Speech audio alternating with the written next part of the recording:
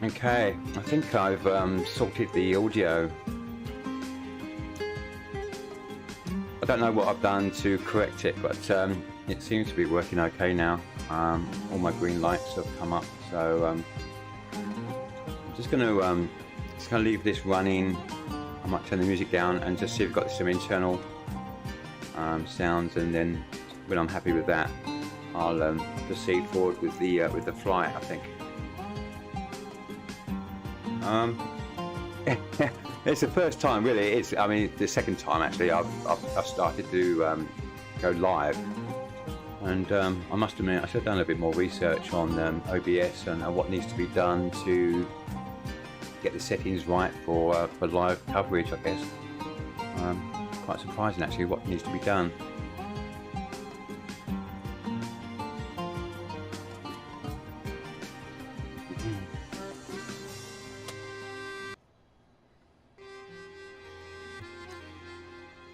Just going to check the internal audio here. Yeah, that works fine. All the lights come up. That's great. Cool.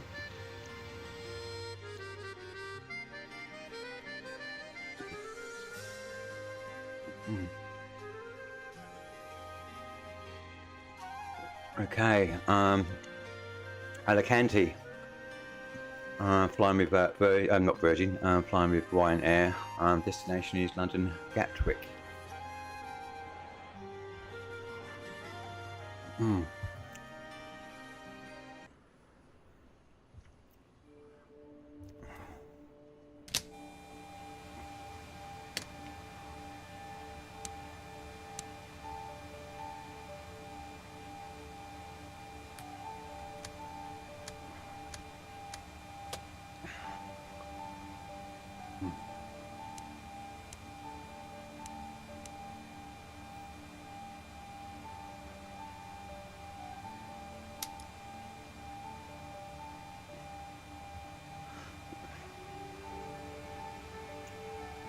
Seatbelts on.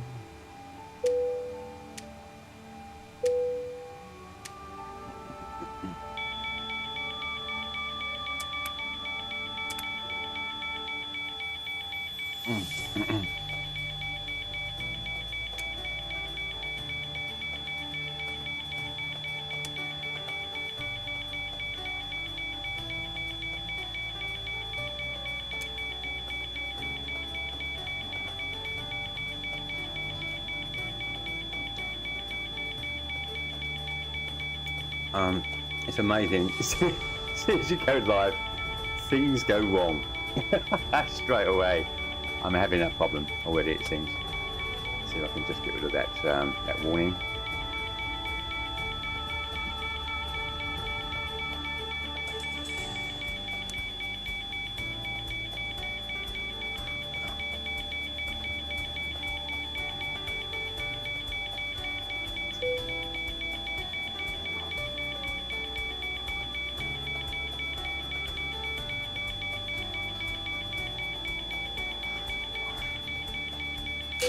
There you go.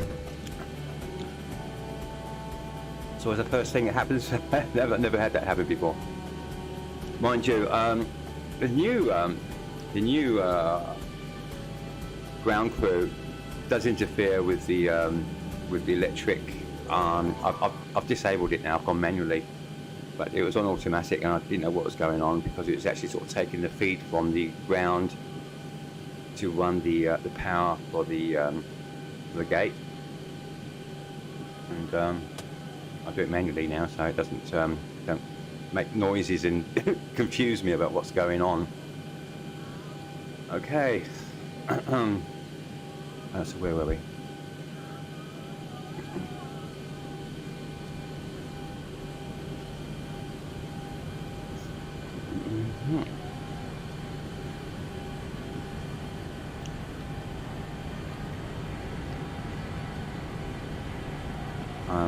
I was even spent a bit of time hocking my X camera and even that's all gone out of sync for some reason. I can fly almost every day, and I don't have a problem. Go live, you can guarantee that things are going to be hanging around to try to trip you up. It's all fun though, it'll be all good.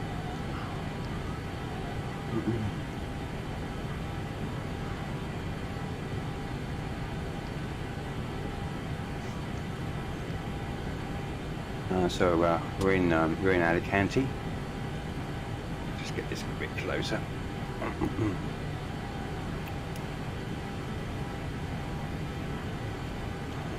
There you go.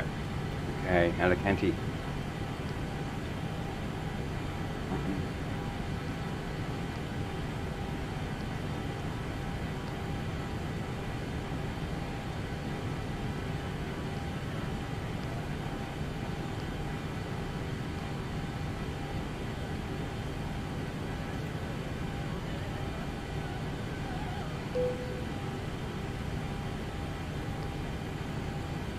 Destination is London Gatwick.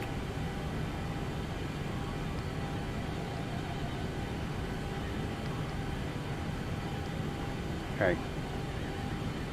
What we need now is our flight number and the departure runway.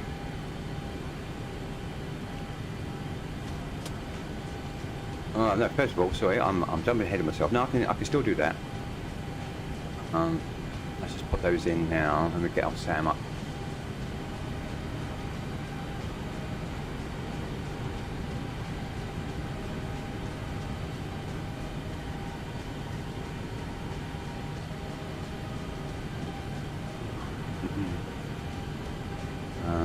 Yeah.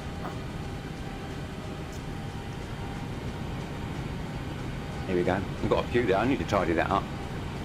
It's stacking up there. I need to clean that.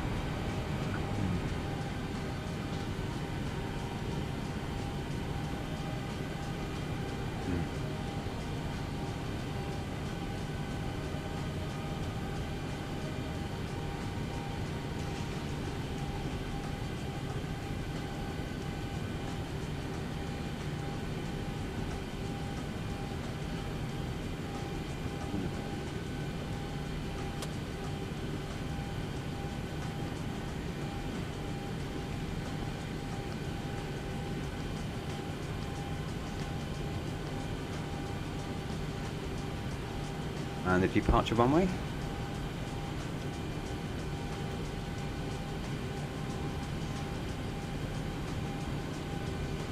'28.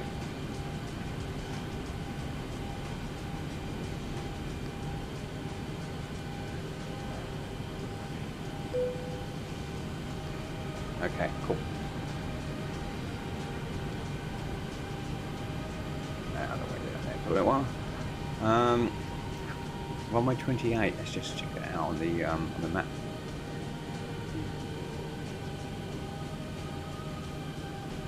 Okay. So while that's up, we might as well get ourselves our pushback plan out from the gate.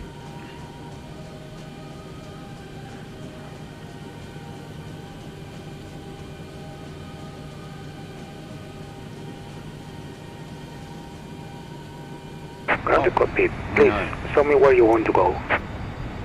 I pressed the wrong button.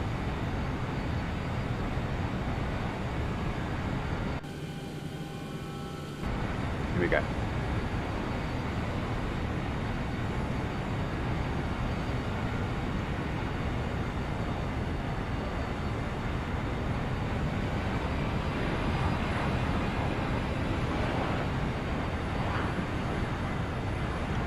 Ground to cockpit. Can acknowledge. Coming through the menu when you are ready. Okay.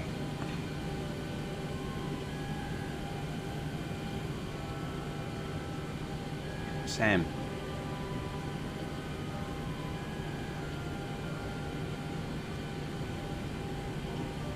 Let's just get that first.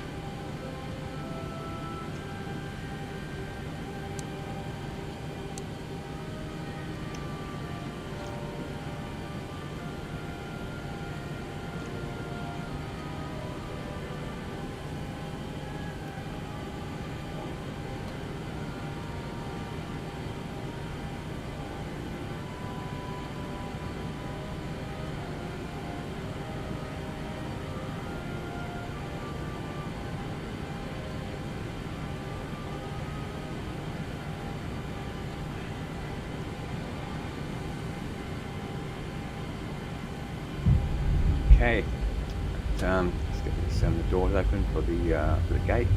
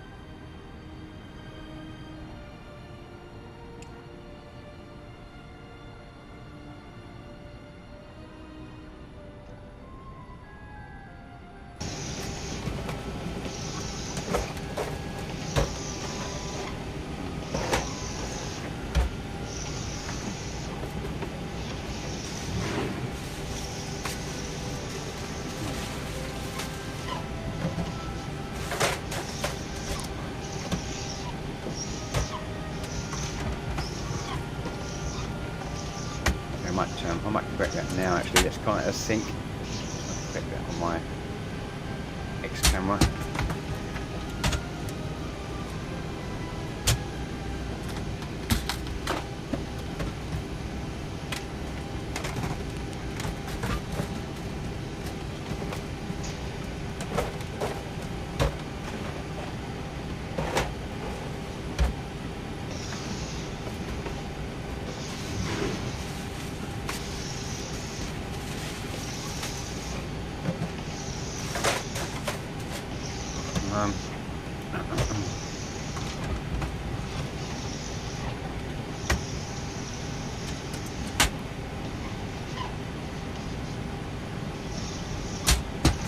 Camera safe.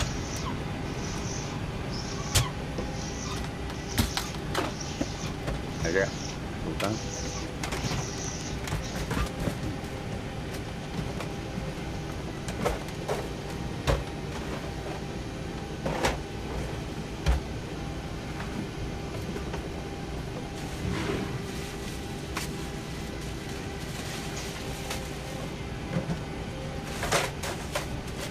Sits.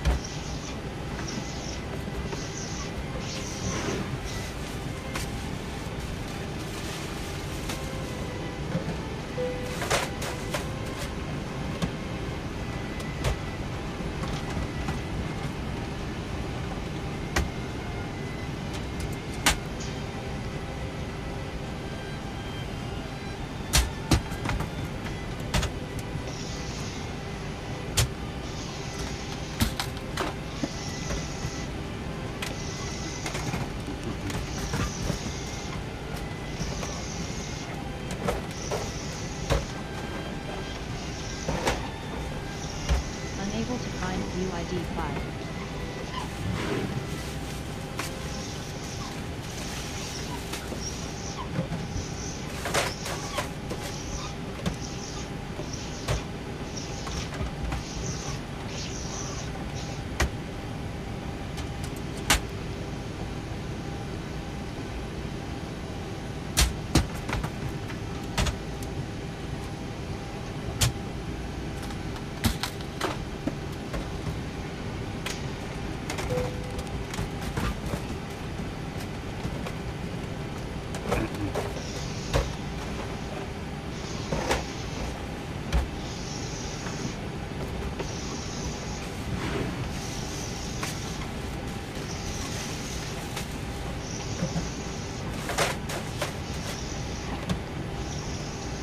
Okay, so that's Alicante.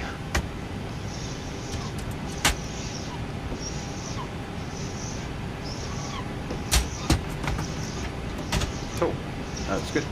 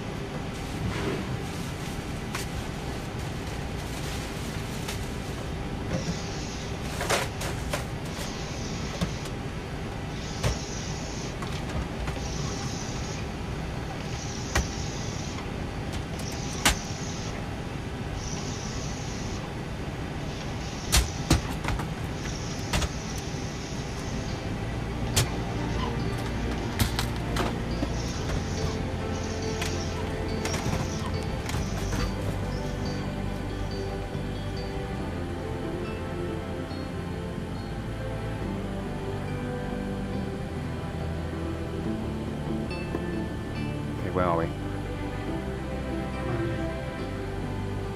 Unable to find view ID 5. Okay. So it's the flight plan.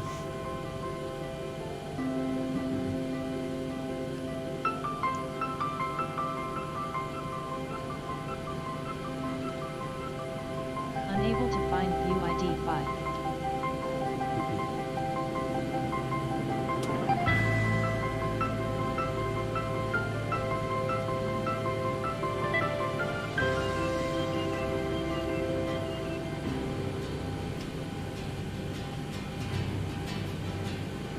Messages.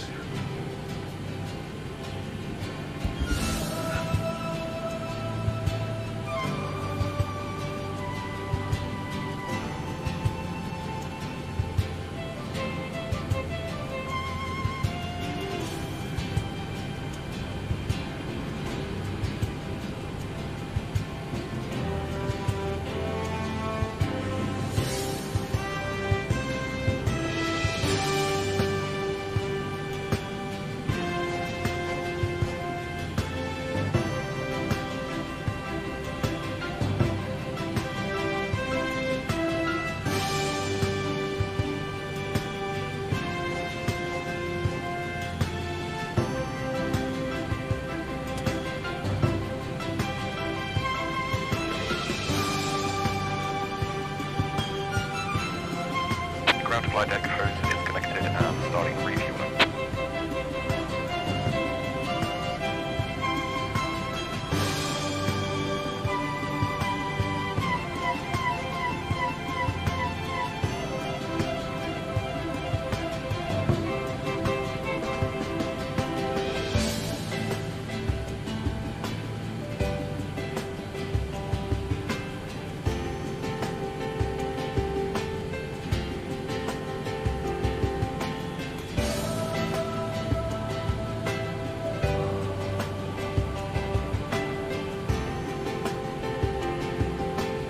Give it a bit of time for that fuel to load before we get the GC and the takeoff weight.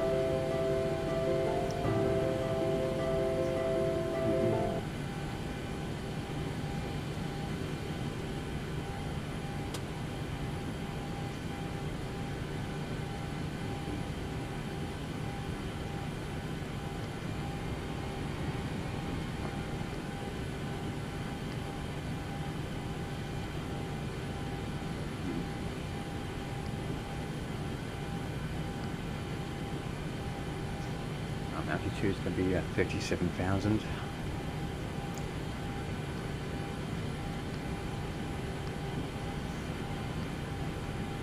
And the wind 261 044.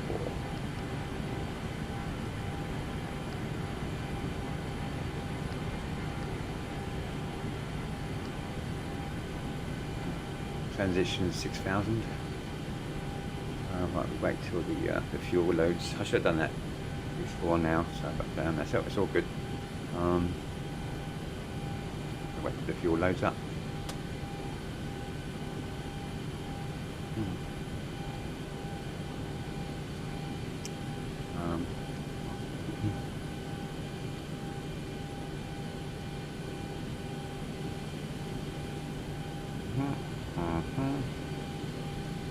Unable to find view ID 5.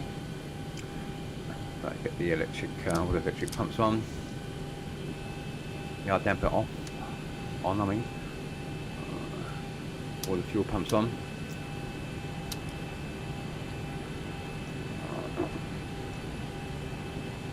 Now it's going to be at 57,000.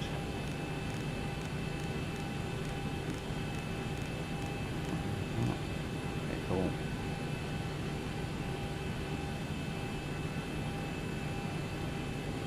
Um,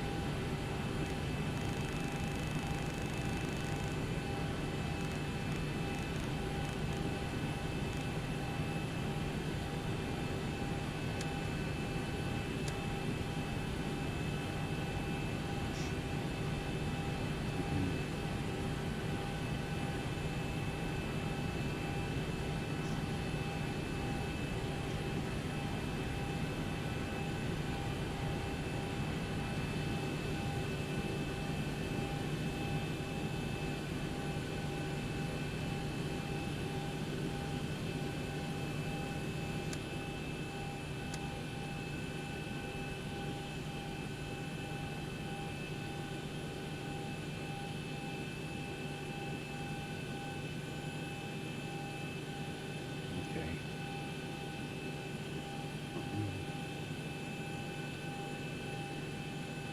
Just while that's fuel's loading up, I'll just bring up my project fly.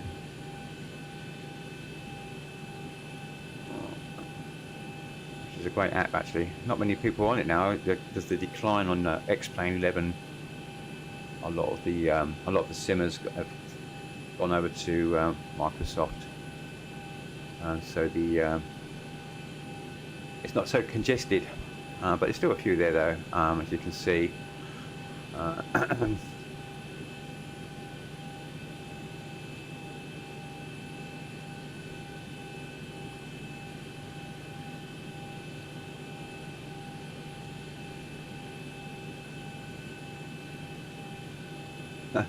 keep on saying to myself, I'm not going over to Microsoft.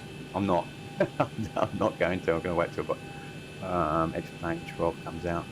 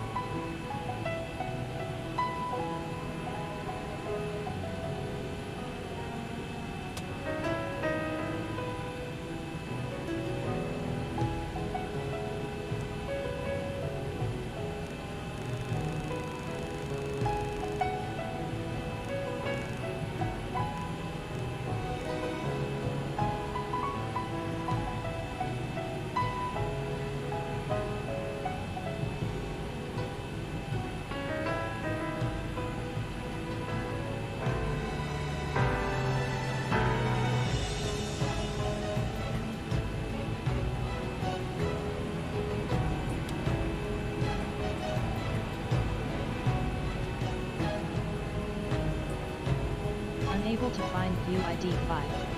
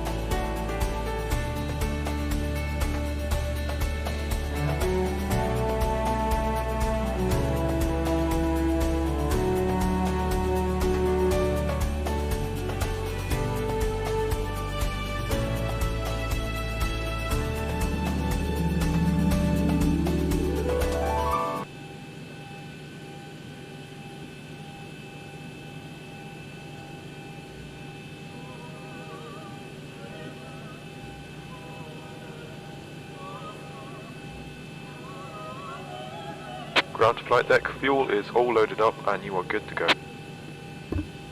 Okay, fuel's all loaded up. We can set our GCLC centre of gravity now. Okay, 22.5. Unable to find view ID 5.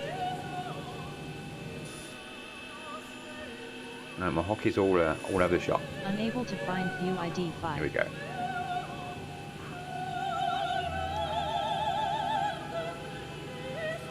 Huh?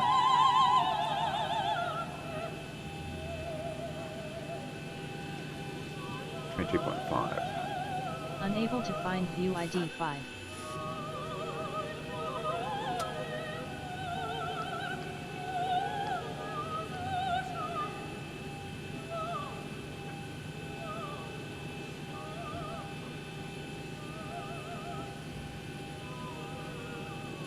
I'm getting confused.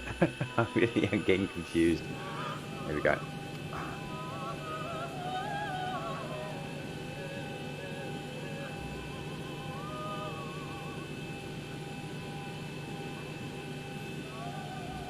Take off weight. 478, 62.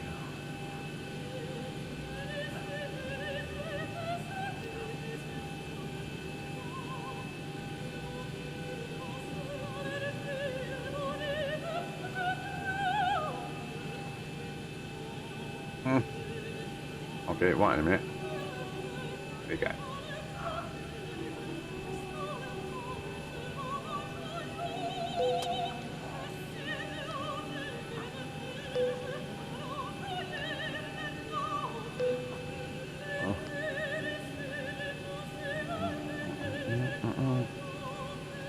Yeah.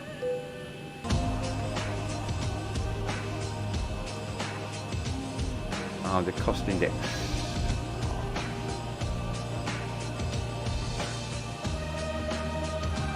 20.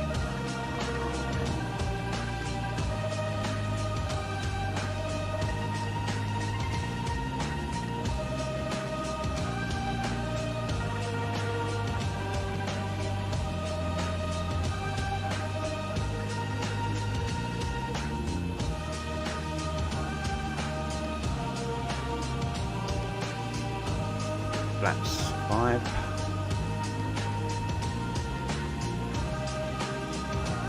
It's 22.5, wasn't it? 22.5.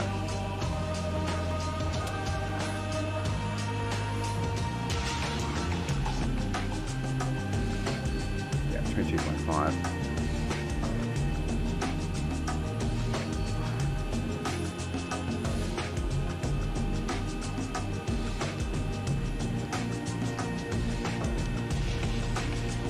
Trim 575.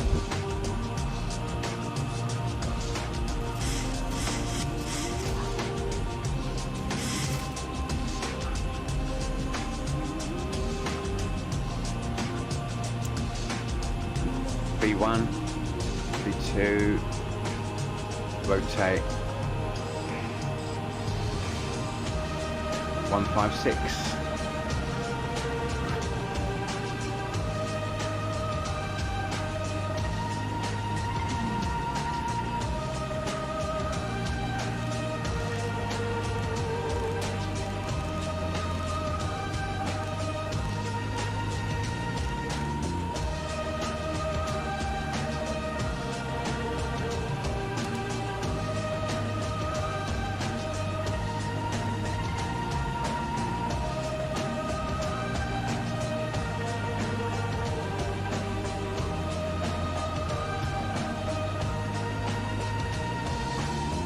I spent a bit of time setting up all my hockeys for my different views on X plane, not on X camera, but for some reason it's all out of sync,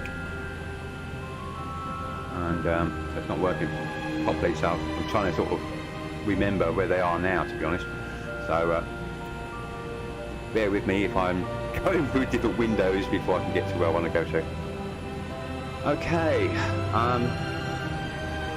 I think we can get the passengers in, I think.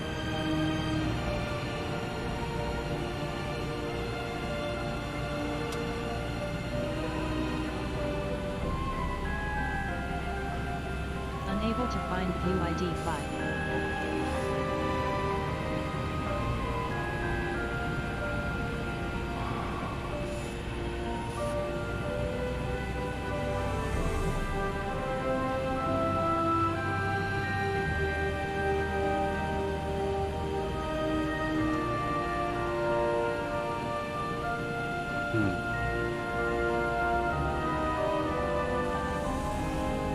Camera saved.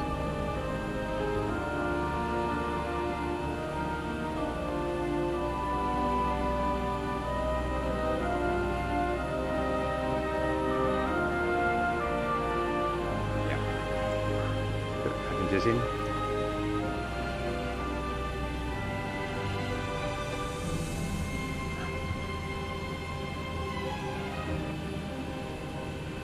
Music off.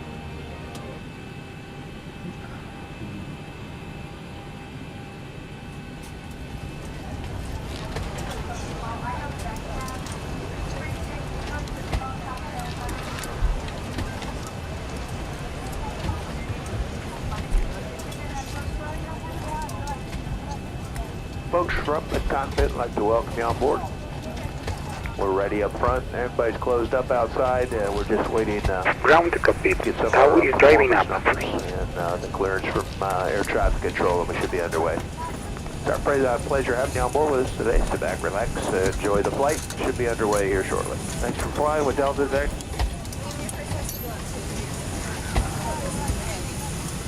Don't want Delta. We want RYANAIR.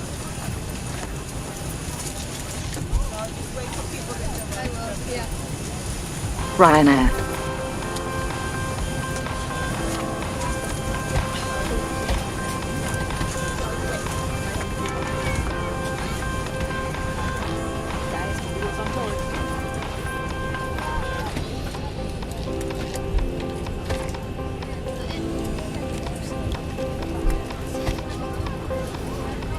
Okay, all doors and hatches are closed. Ready to connect.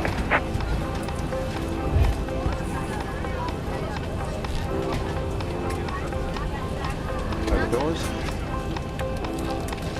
That's the GPU.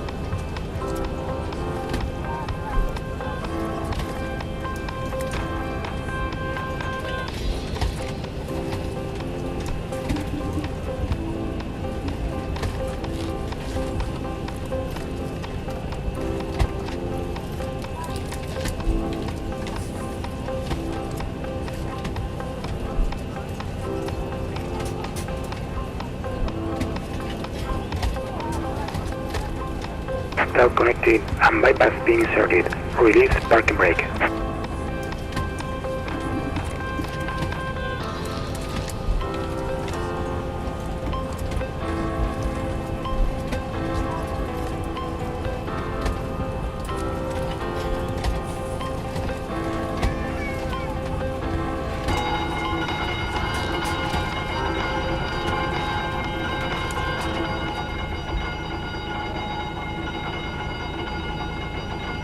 Ladies and gentlemen, mobile phone and tablets have permitted the use for the whole duration of the flight in airplane or flight mode. If your device does not have airplane or flight mode, it needs to be switched off now and remain switched off for the whole duration of the flight. Thank you. All right, we've got everyone strapped in. Give us a ring if you need anything.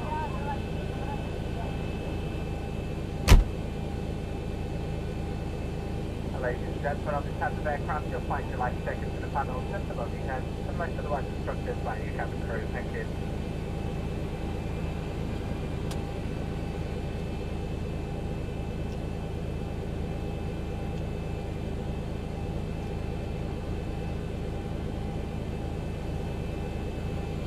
Starting pushback, and you may start engines.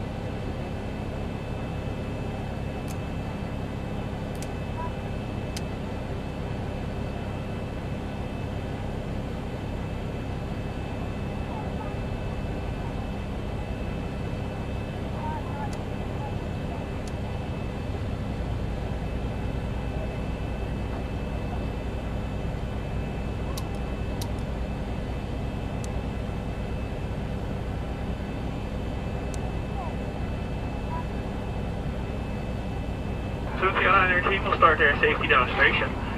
Please ask you for your full attention. This is for your safety and for the safety of the passengers around you. Thank you very much.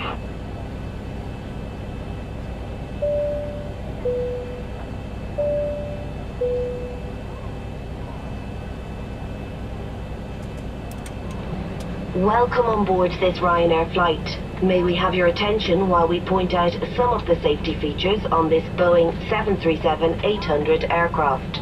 Please remove headphones during this demonstration. There are 8 emergency exits, each marked with a red exit sign. Floor path markings along the cabin aisle will illuminate in darkness and guide you to the nearest exit in an emergency. There are 4 main doors, 2 at the front of the cabin, 1 left and 1 right, and 2 at the rear of the cabin, 1 left and 1 right.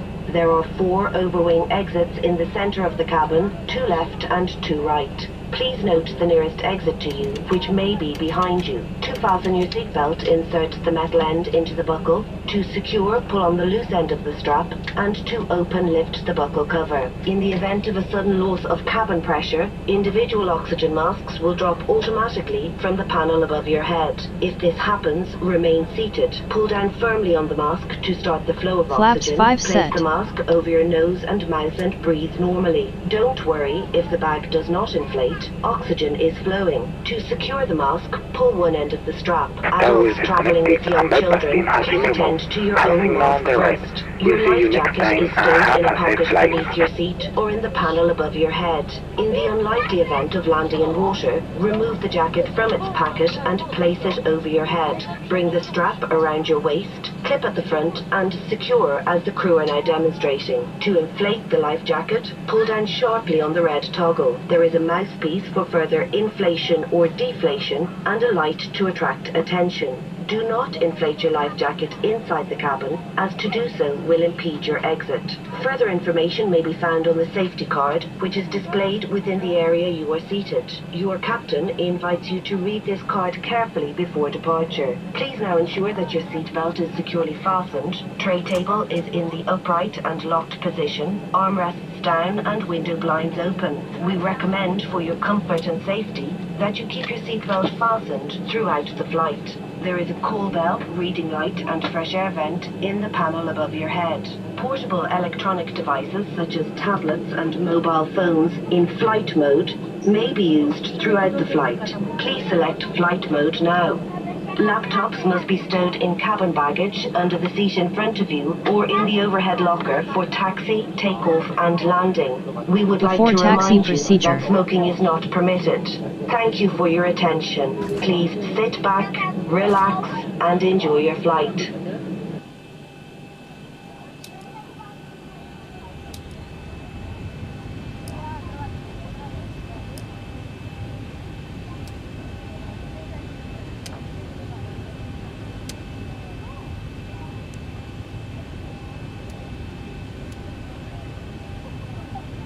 Before taxi procedure completed.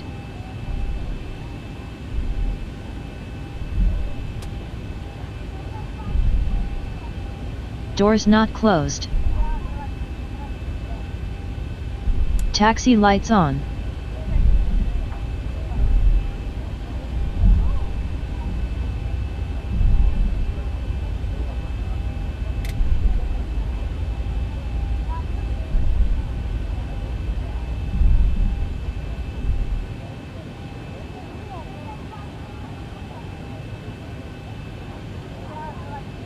Trim up.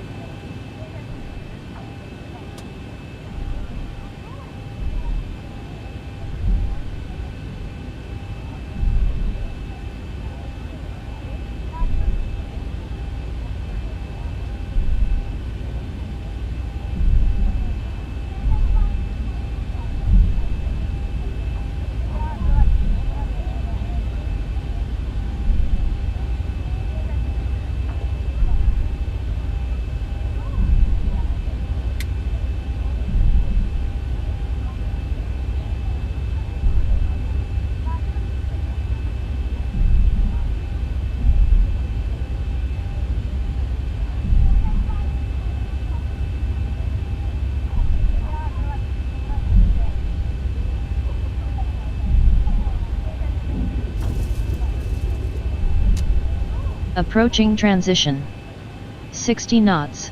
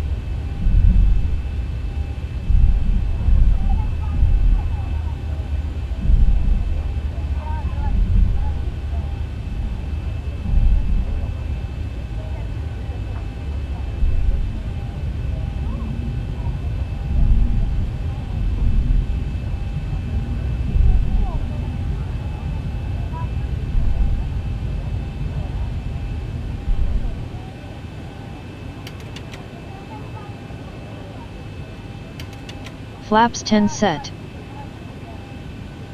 Flaps 5 set.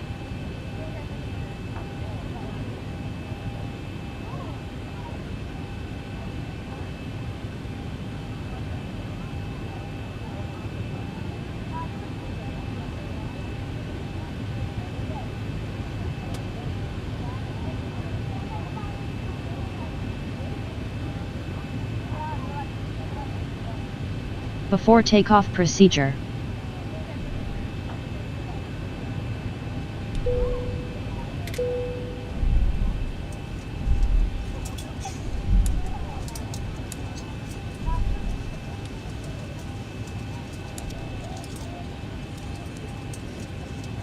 Before takeoff procedure completed.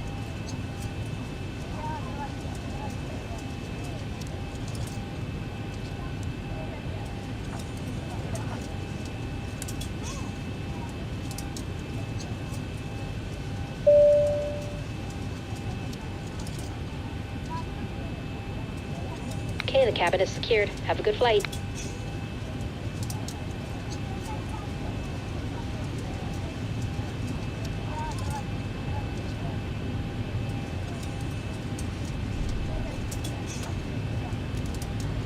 Stabilized.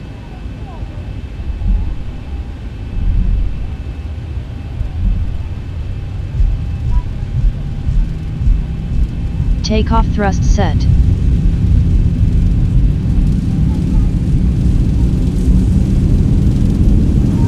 knots. 80 knots. Throttle hold.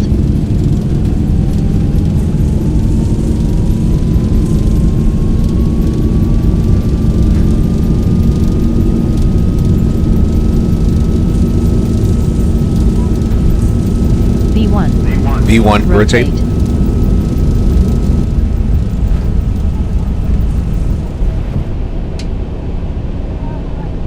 Positive rate. Positive rate.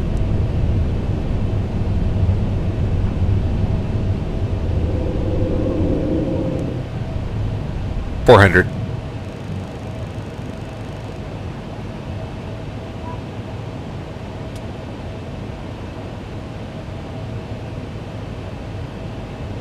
$1,000.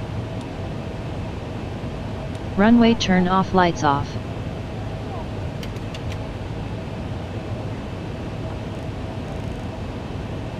Flaps 2 set.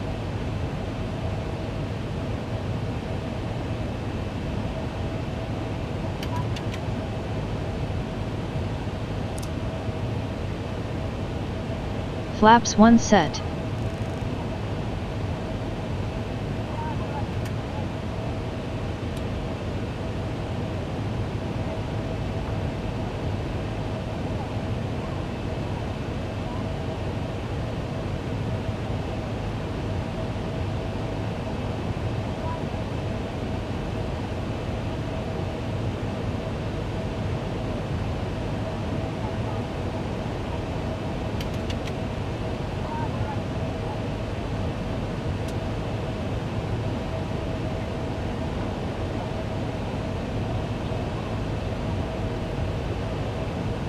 Flaps up set.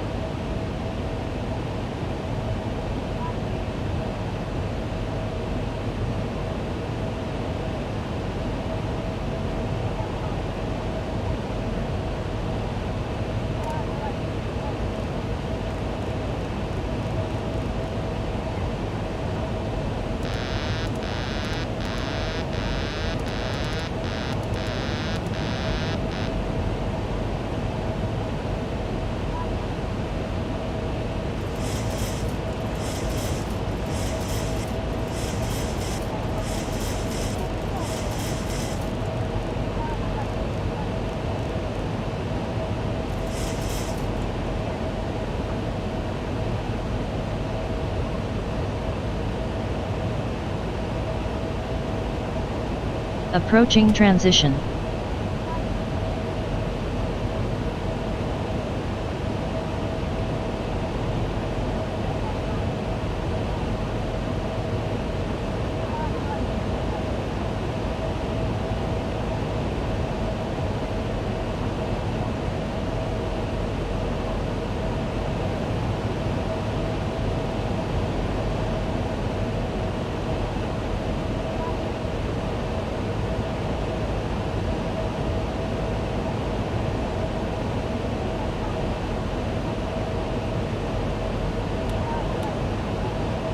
Transition altitude.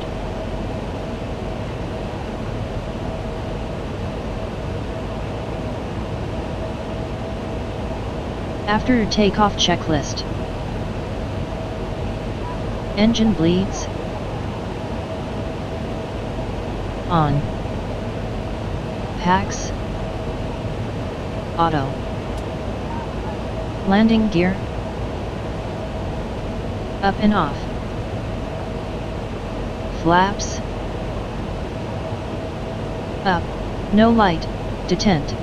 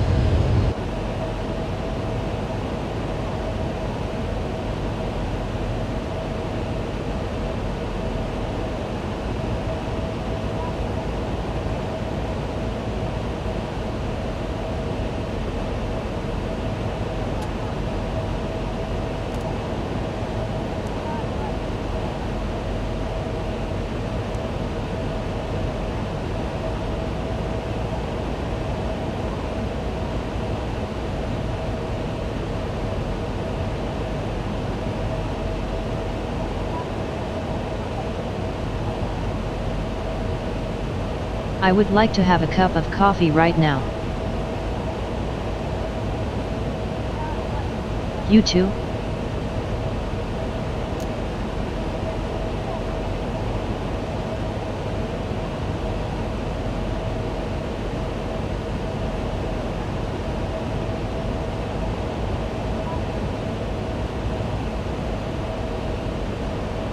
Ladies and gentlemen, please continue to observe the fasten seatbelt sign until the captain has switched it off.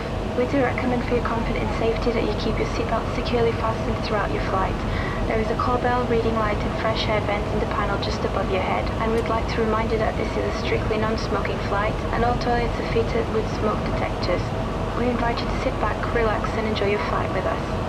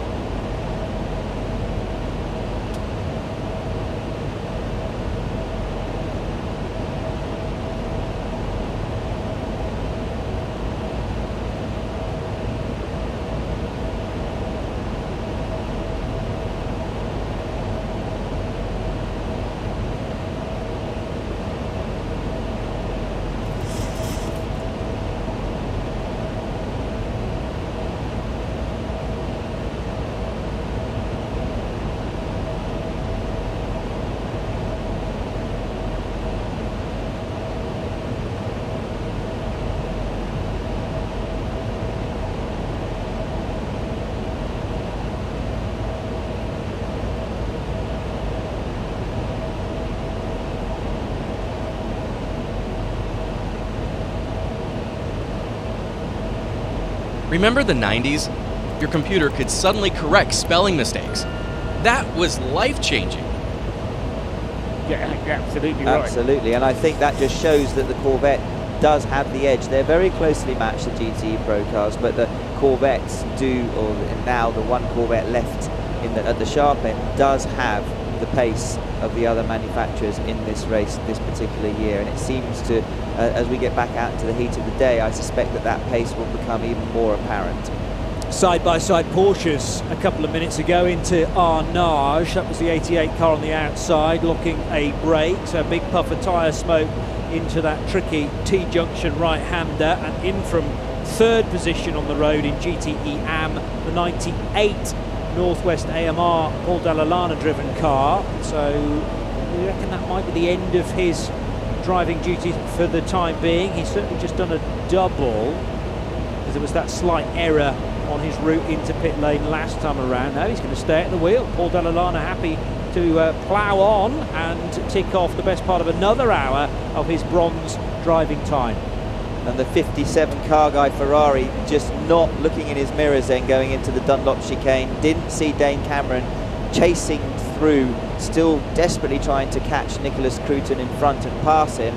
And the 37 Cool Racing car, the LMP2 car, seems to have the legs on the straight to that Dane Cameron car. Again, whether they're running slightly different downforce levels, or the Dane Cameron car just looking that little bit extra drag, maybe not getting the traction off the corners. I don't know what tyre life is like, but Dane clearly quicker, but doesn't seem to be able to either come off the corners or carry the speed down the straights, which is what's making it so difficult for him to actually get in front. It's also credit to Nicholas Cruton, at only 19 years old, the young German. So both of those drivers, Cruton and Cameron, making their Le Mans debuts. Amazingly for Cameron, for me, because he's done so much racing in the States, but finally he can tick this race off. And Team Penske, Nick Damon was making the point, haven't really shown a great deal amount of pace in free practice in the middle portion of the week, but have come to the fore in the race, as all great Team Penske cars have done in so many different racing disciplines. But you're right in that he's getting close, but not quite close enough to fashion this opportunity to get through. And that's credit to how Cool Racing have maybe trimmed that car out, but also Nicholas Cruton's driving style. Yes, I was watching actually through the chicanes. He was hitting all his marks, nicely using the curbs, not overdoing it, using quite a lot of track coming out of the final chicane onto the short front pit straight,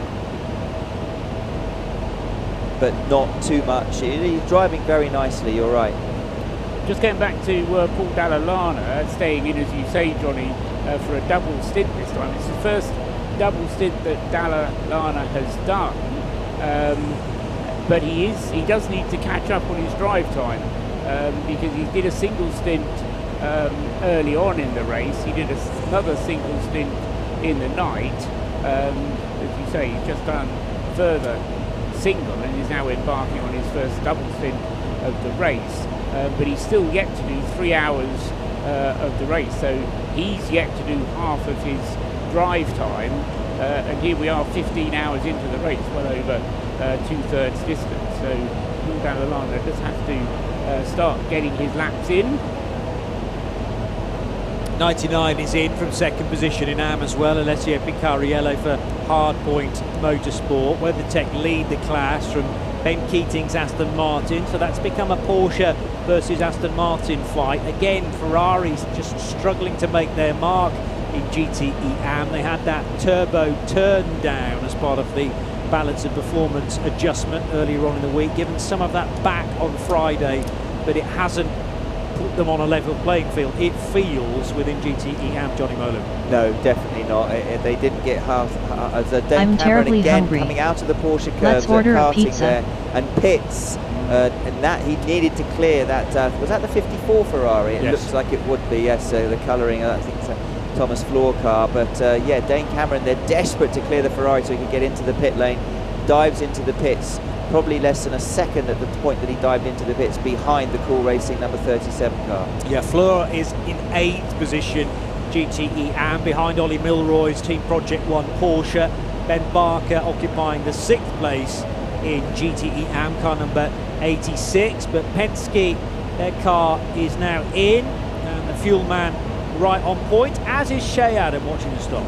No driver change, so Dane Cameron staying aboard this machine for yet another stint. They did give him a windshield tear-off, though, examining the Goodyear tires, trying to make sure that they are all fine and dandy, but it's going to be a difficult exit for the number 5, as the next car up towards pit exit has just come into its box. Well, it rolled into its sister car box because the 51A, of course, Ferrari did not actually have room to get into its box because the Penske car was blocking the entry. So, came in, rolled back. Now the fuel probe is attached, but this means that Dane Cameron needs to be rolled backwards.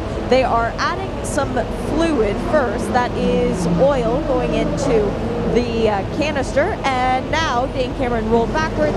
He was released into the path of another LMP2 car, but he makes it out well ahead. That was actually a very good call from the Penske mechanic to release Dane, because he would have lost a couple seconds if they'd waited. Still waiting on the fuel for the Ferrari. Daniel Serra staying aboard. No second or third drivers visible for any of the Ferrari garages. I was waiting for a quick word from Simon Mann, but he ran to the bathroom and then forgot to come back and talk to me and ran out the back of the garage. But I did chat really briefly with Didi, who runs AF Course and all of their cars. He said, it's not our year, and indeed it's not. The first Ferrari in the GT-EM class, a lap down on the overall leaders. Penske out just in front of Charmy Lacey and the Richard Mille Racing crew in that metallic maroon number 1 car. They are on different laps though, Paul, as they rejoin. Yes, and as Shay was saying, it was a good call by the car controller to release the car exactly when he did. I've learned how they do that. I've always been mystified in the past as to how they judge it, but there's a what each team does is they put a little marker on the pit wall on the opposite side of the pit lane from where the garages are, as to where a car can be, and they can still get out before another car gets to that point. So it's a bit like having a little mark in the road. You know how long jumpers mark out their runner. Hello there, if you joined us. We've just taken off from Alicante, and I'm a bit of a motorhead, and got Le Mans, the 24-hour race is on at the moment, and I thought it'd be good to have a little bit of Radio Le Mans while I'm in flight destined to Gatwich, London.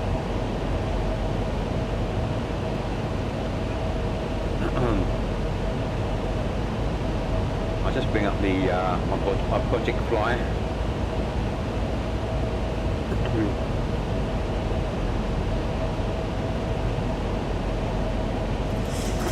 Okay, that's us there, the aircraft in blue. We've just taken off from Alicante.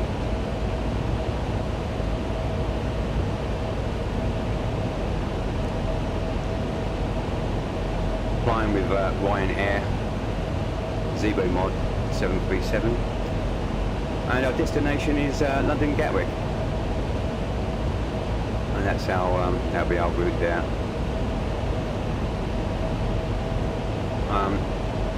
I like flying with Project Fly. It's a great app to use, but I must admit there isn't it's not a lot of congestion with Project Fly these days. I'm not sure why. I'm only assuming that perhaps a lot of the flight simmers have moved over to Microsoft. That's my assumption anyway, because I mean, even though there is more so over there in Asia, there's a few more flight simmers there, but yeah, in the last, I don't know, 6, maybe even a year, the population of Project Fly has dropped an awful lot.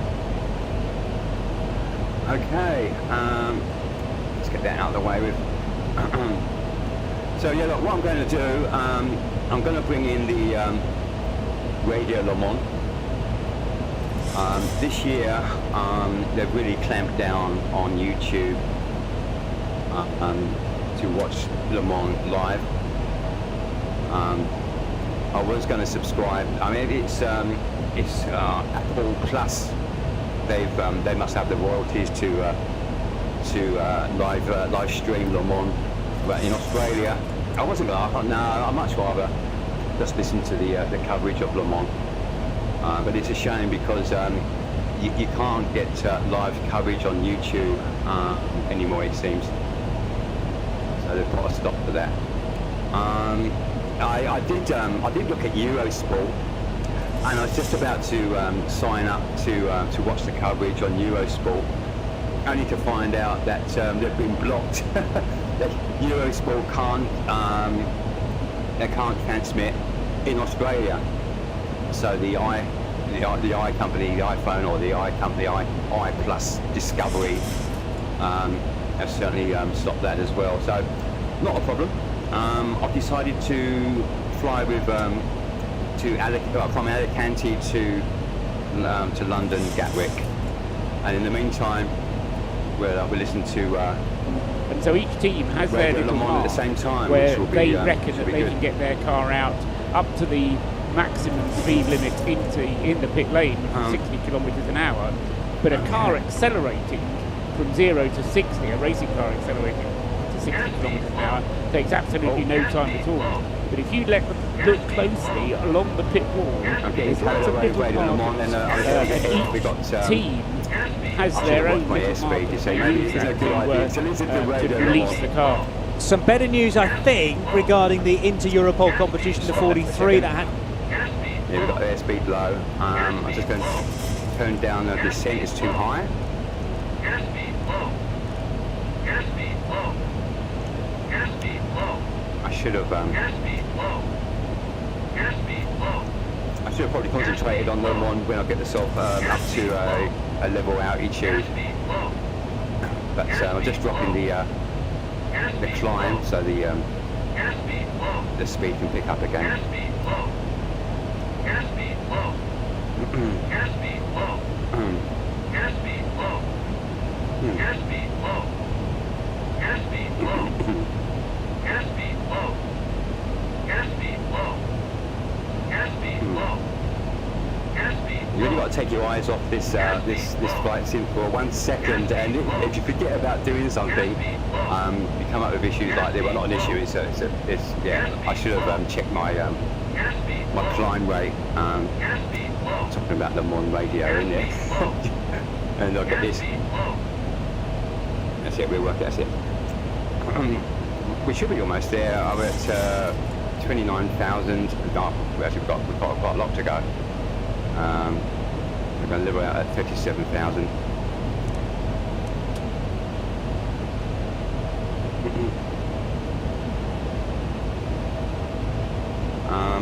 I spent quite a lot of time to hockey my camera views. Been working fine until I went live. go live, and you'll be sure there'll be problems with your hockeys, and so they're all over the place at the moment. So I'm going to go manual with that. I had some really nice views, but for some unknown reason they've gone to shop.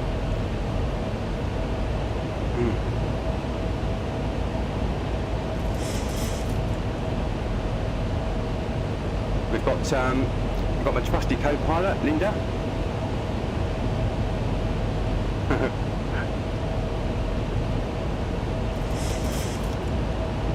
The co-pilot's not too bad, but she comes out with some really sort of, I don't know, quirky remarks about a eyeliner or something like that, or makeup, or she's had a bad day, which is a bit off-putting really, because it'd be good if she actually could mention about aviation or something like that. So it just turns off the immersion a little bit.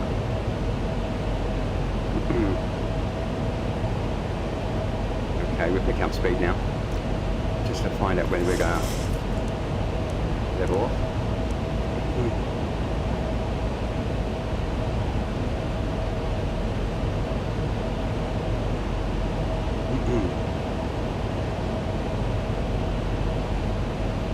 This is a new scenery to me. This is my second time. It's the Urbex, South Spain. I can't help it. I'm getting ready for X-Plane 12. and I'm still spending money on X-Plane 11.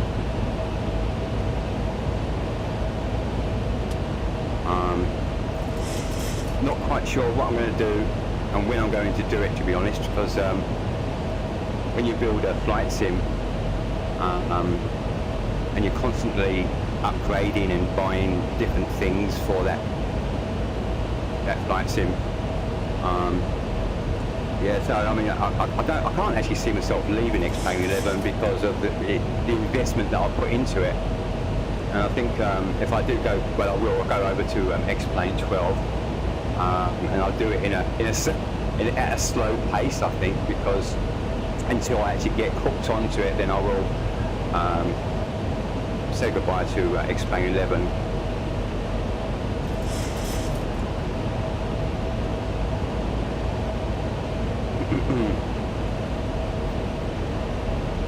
I've been looking at they've been doing some regular updates on X-Plane 12 about what to expect when it comes out, and just talking about how much better it's going to be compared to X-Plane 11.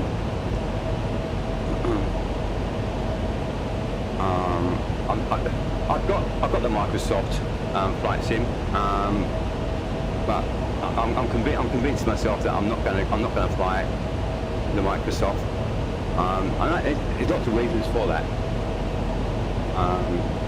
I think that X-Plane deliver a better flight sim model than Microsoft. Just for the realism of the airframe. I'm not really interested in how well the trees look, or the buildings, or the roads and the cars. It's how it flies that I think that really counts. And an X-Plane, well, I'm convinced they deliver that. They spend more time on the airframe than they do the candy, the appearance, the external appearance. Where I think with Microsoft they do it in reverse. I'm actually, to be honest, very afraid to fly. There you go. There's a quirky quote from Linda. My pilot, she says things like that. It's a little bit off-putting in a way, but oh well, it's a bit of a laugh, isn't it?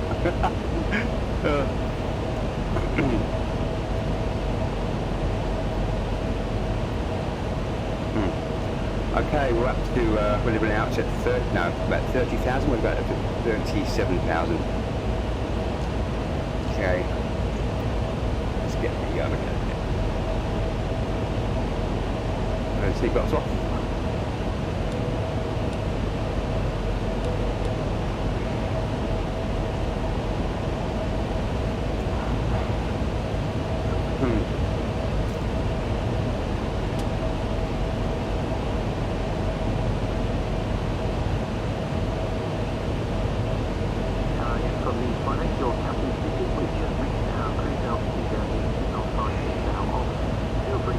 It's a shame that. Sorry about the views. As I said, I had everything all hockeyed out perfectly before going live, but doesn't seem to be working now. It's all over the place.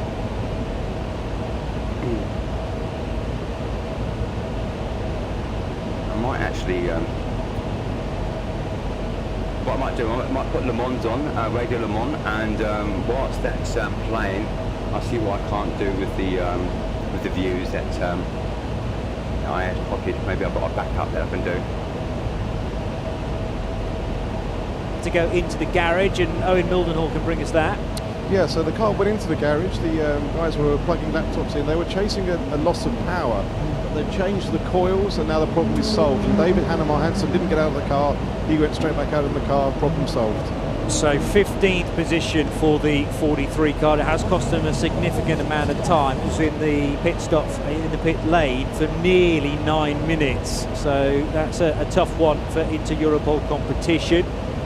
Interesting what Paul was saying there about releasing. Obviously, Paul, that relies on the, as we see the number 8 Toyota sort of clearing these 79 Porsche there, but it always relies on the driver being consistent in the way he leaves the pit lane. Because there's always that human factor in there, isn't there, Paul, in terms of slight hesitation, clutch, control, etc. Get your word on that in a moment, Paul, but back to Owen in the pits.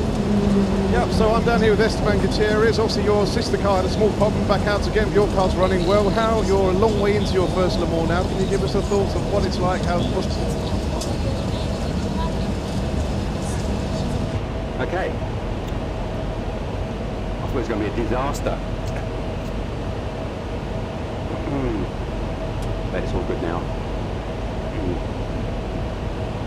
Where was I? Okay, yeah, like X-Plane 12. I'm really looking forward to X-Plane 12. But like I said, I think I'm going to take a little bit of time because I'm still spending out money on the on this flight, this sim, like the All-Bex Spain. Quite like that.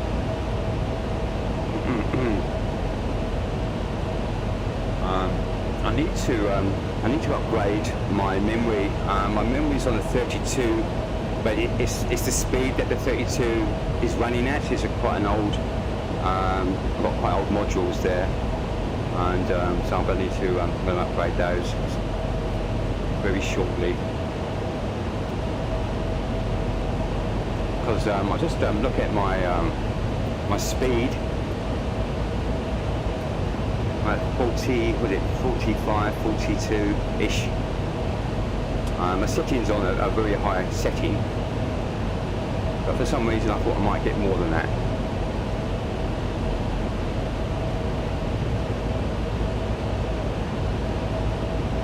So, and I've got the, I'm running on a 380 tyre.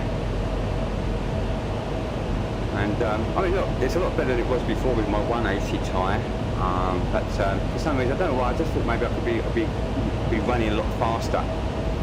So what I'm going to do, when X-Plane 12 comes out, I'm going to reinstall my computer and put everything all fresh once I get my new memory modules and see what that can do. Okay.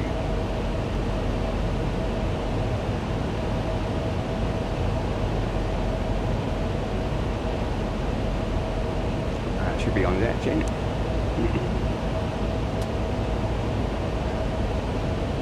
Unable to find blue ID 5.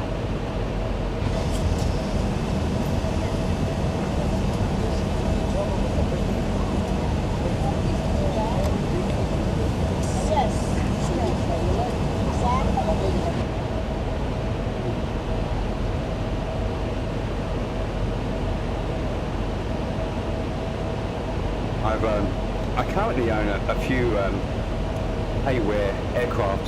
I think I've mentioned this on some of my flights. I just can't seem to get away from Zebo, to be honest, and it's free. It's amazing, it really is. And I've got used to it so much. I mean, I do fly occasionally the Flight Factor 767.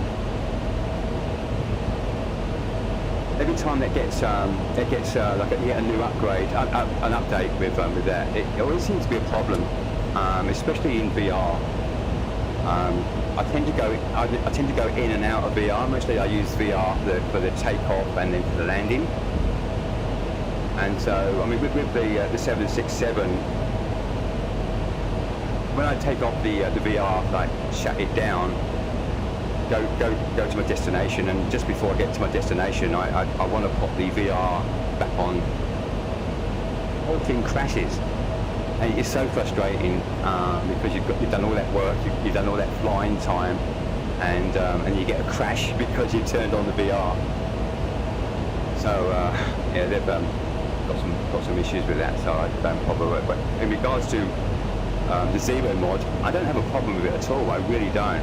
I can turn the VR headset on and off anytime I like. It's stable.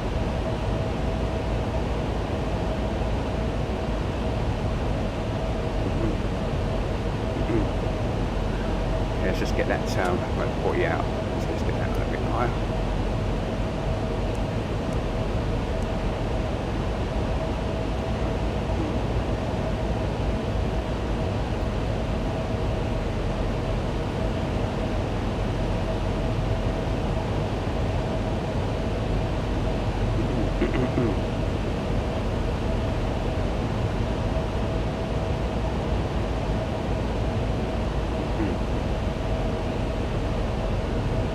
What I might do, I might give myself a cup of coffee. In the meantime, I've got Le Mans on. Enjoy the flight. For the time being, I'll be back soon. I'll just make myself a cup of coffee. Was indeed, as Nick was saying, a bit of a crowbar job to get Felipe Nasr out. He'd just done a quadruple stint at the wheel of the number 5 Penske and brought the car. Well, it was quite well up, wasn't it? It was a second in class and fighting for the lead. Rejoining in 8th, I make it. Collard very nearly had 24 Le Mans 24 hours in a row consecutively, and he just missed out on the 24th when we got to 2018. Just couldn't find a drive. That would have been so frustrating to me, but he has now gone north of 24 in total. As you say, 25th this year. Let's go back to the pits and to Joe Bradley. Significant car in the pits. That's the number 30 Jordan. That's leading LMP2 right now. No tyres, no driver, just fuel. So as we expected for the LMP2 class with the 65-litre fuel tanks, these cars spinning every like 35 minutes up the Nick. And we can see the Glickenhaus is also stopping at the moment. This is the one that's a little bit behind after its problems. I think it's a full service again with new driver got on board. Just trying to see who that was. Yeah, Glickenhaus on board. So I was actually hiding the Team Penske pit, back trying to see if I could accost Felipe Nasr, and I popped out now, and this is the Glickenhaus stop you can hear. All going well so far, all tyres on in record area time, so all good for Glickenhaus. And here's Felipe Nasr, so we'll just move straight into that. Felipe, Team Penske, you've shown nothing during the week, and suddenly you're absolutely up there going for victory. What have you done?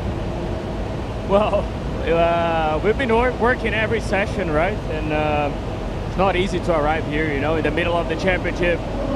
Super competitive teams out there and drivers. So we took our time to study the car and basically set up the car for the race, and expected the hotter temperatures like we had.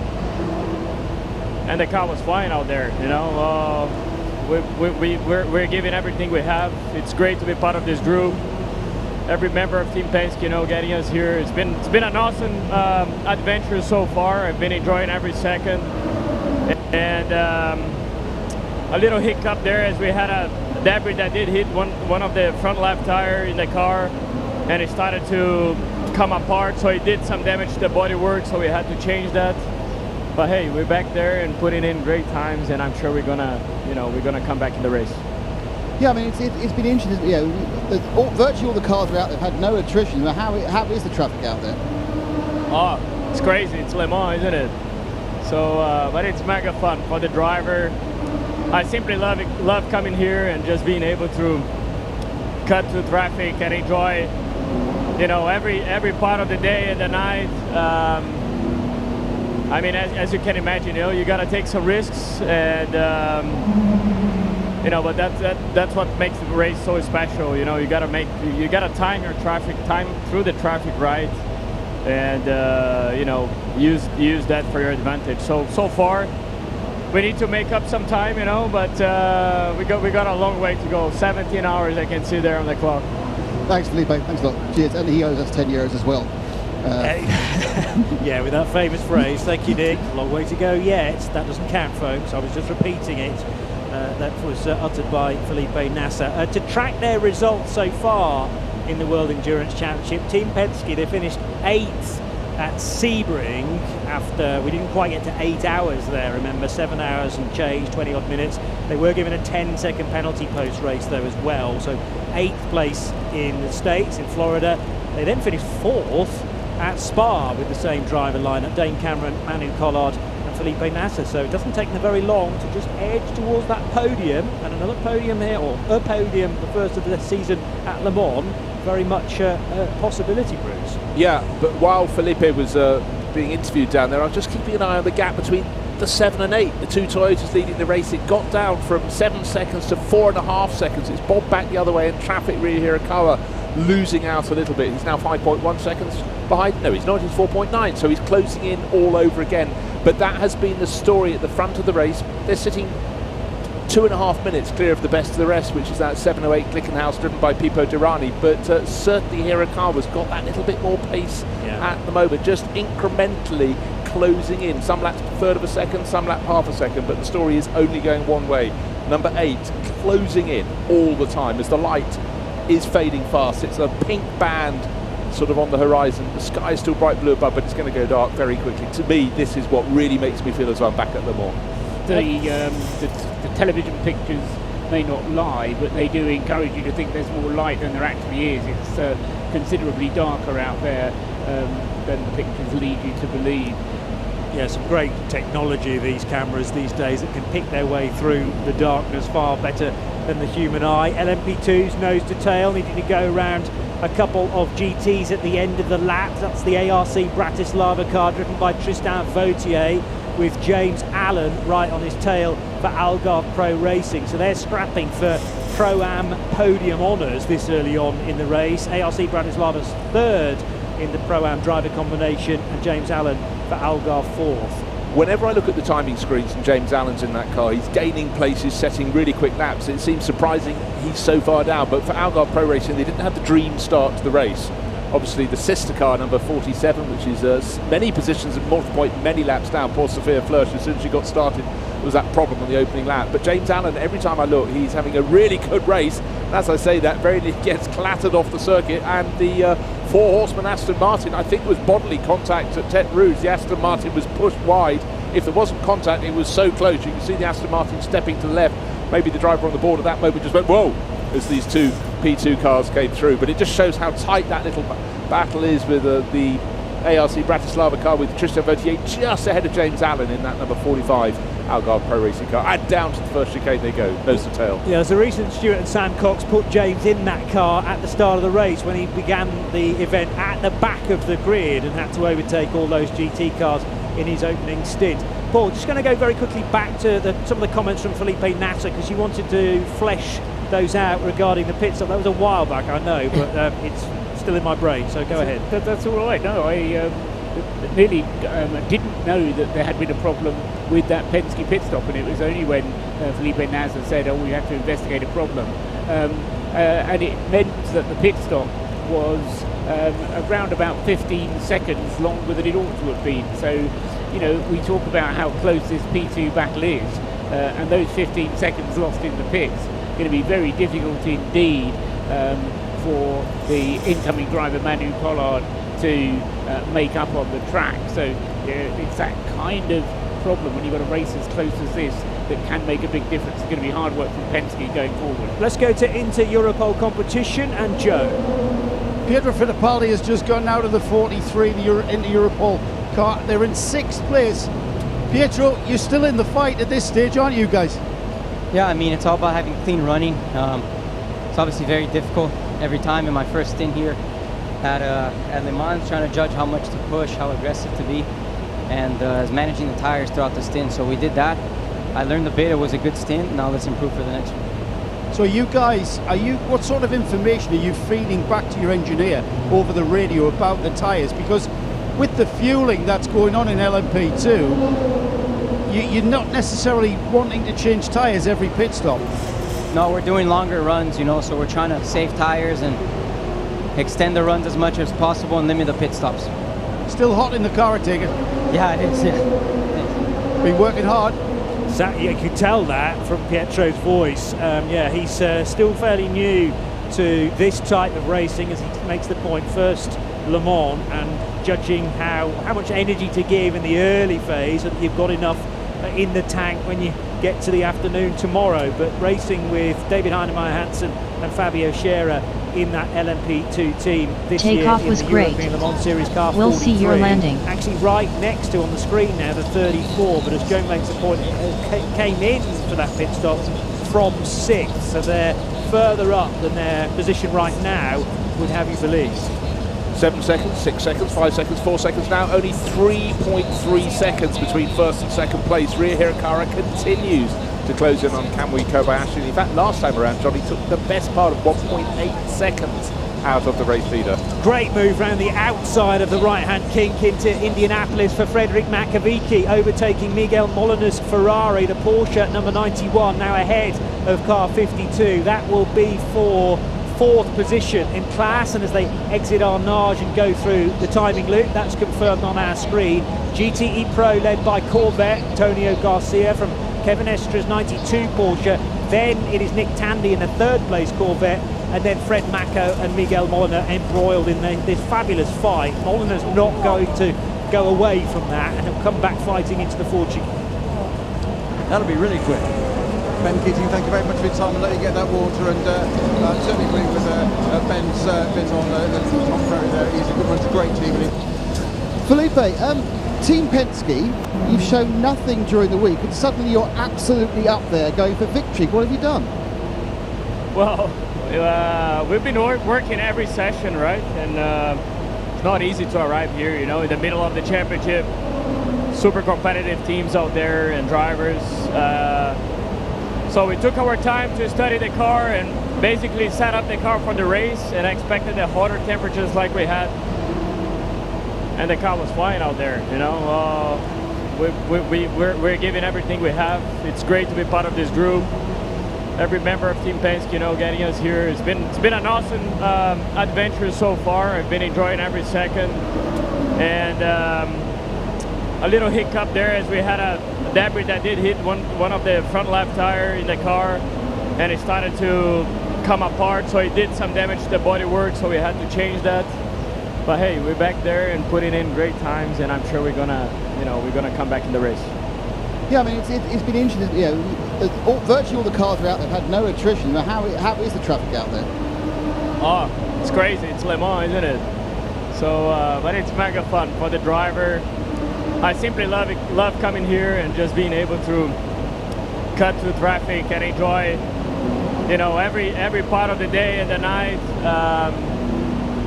I mean, as you can imagine, you know, you got to take some risks, and you know, but that's what makes the race so special. You know, you got to time your traffic, time through the traffic right, and you know, use that for your advantage. So far, we need to make up some time, you know, but we got a long way to go. 17 hours, I can see there on the clock.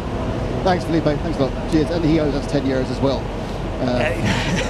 Yeah, with that famous phrase, thank you, Nick. A long way to go yet. That doesn't count, folks. I was just repeating it.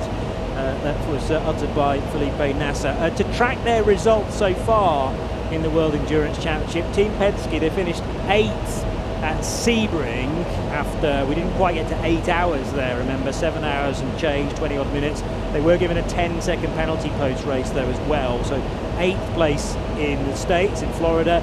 They then finished 4th at Spa with the same driver lineup, Dane Cameron, Manu Collard and Felipe Nasser. So it doesn't take them very long to just edge towards that podium, and another podium here, or a podium, the first of the season at Le Mans, very much a possibility, Bruce. Yeah, but while Felipe was being interviewed down there, I was just keeping an eye on the gap between the 7 and 8. The two Toyotas leading the race. It got down from 7 seconds to 4.5 seconds. It's bobbed back the other way, and traffic Ryu Hirakawa losing out a little bit. He's now 5.1 seconds behind. No, he's not. He's 4.9. So he's closing in all over again. But that has been the story at the front of the race. They're sitting 2.5 minutes clear of the best of the rest, which is that 708 Glickenhaus driven by Pipo Derani. But certainly Hirakawa's got that little bit more pace at the moment, just incrementally closing in. Some laps a third of a second, some lap half a second, but the story is only going one way. Number 8 closing in all the time as the light is fading fast. It's a pink band sort of on the horizon. The sky is still bright blue above, but it's going to go dark very quickly. To me, this is what really makes me feel as though I'm back at Le Mans. The television pictures may not lie, but they do encourage you to think there's more light than there actually is. It's considerably darker out there than the pictures lead you to believe.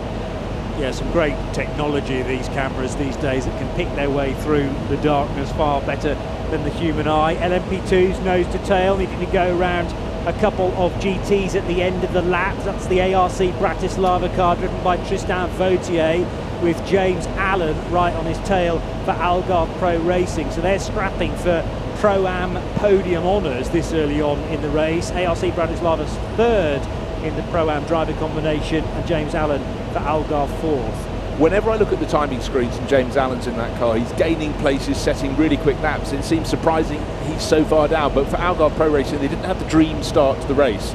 Obviously, the sister car, number 47, which is many positions at multiple point, many laps down. Poor Sophia Flörsch, as soon as she got started, there was that problem on the opening lap. But James Allen, every time I look, he's having a really good race. And as I say that, very nearly gets clattered off the circuit. And the four-horseman Aston Martin, I think, was bodily contact at Tete Rouge. The Aston Martin was pushed wide. If there wasn't contact, it was so close. You can see the Aston Martin stepping to the left. Maybe the driver on the board at that moment just went, whoa, as these two P2 cars came through. But it just shows how tight that little battle is with the ARC Bratislava car, with Tristan Vautier just ahead of James Allen in that number 45 Algarve Pro Racing car. And down to the first chicane they go, nose to tail. Yeah, as a recent Stuart Sam Cox put James in that car at the start of the race when he began the event at the back of the grid and had to overtake all those GT cars in his opening stint.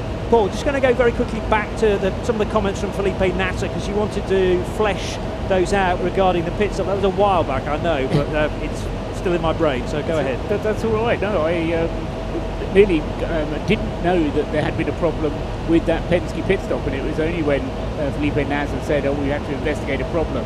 And it meant that the pit stop was around about 15 seconds longer than it ought to have been. So, you know, we talk about how close this P2 battle is, and those 15 seconds lost in the pits going to be very difficult indeed for the incoming driver Manu Collard to make up on the track. So it's that kind of problem when you've got a race as close as this that can make a big difference. It's going to be hard work from Penske going forward. Let's go to Inter-Europol competition, and Joe. Pietro Fittipaldi has just gotten out of the 43, the Inter-Europol car. They're in 6th place. Pietro, you're still in the fight at this stage, aren't you guys? Yeah, I mean, it's all about having clean running. It's obviously very difficult every time. In my first stint here at Le Mans, trying to judge how much to push, how aggressive to be, and managing the tires throughout the stint. So we did that. I learned a bit. It was a good stint. Now let's improve for the next one. So you guys, what sort of information are you feeding back to your engineer over the radio about the tires? Because with the fueling that's going on in LMP2, you're not necessarily wanting to change tires every pit stop. No, we're doing longer runs, you know, so we're trying to save tires and extend the runs as much as possible and limit the pit stops. Still hot in the car, I take it?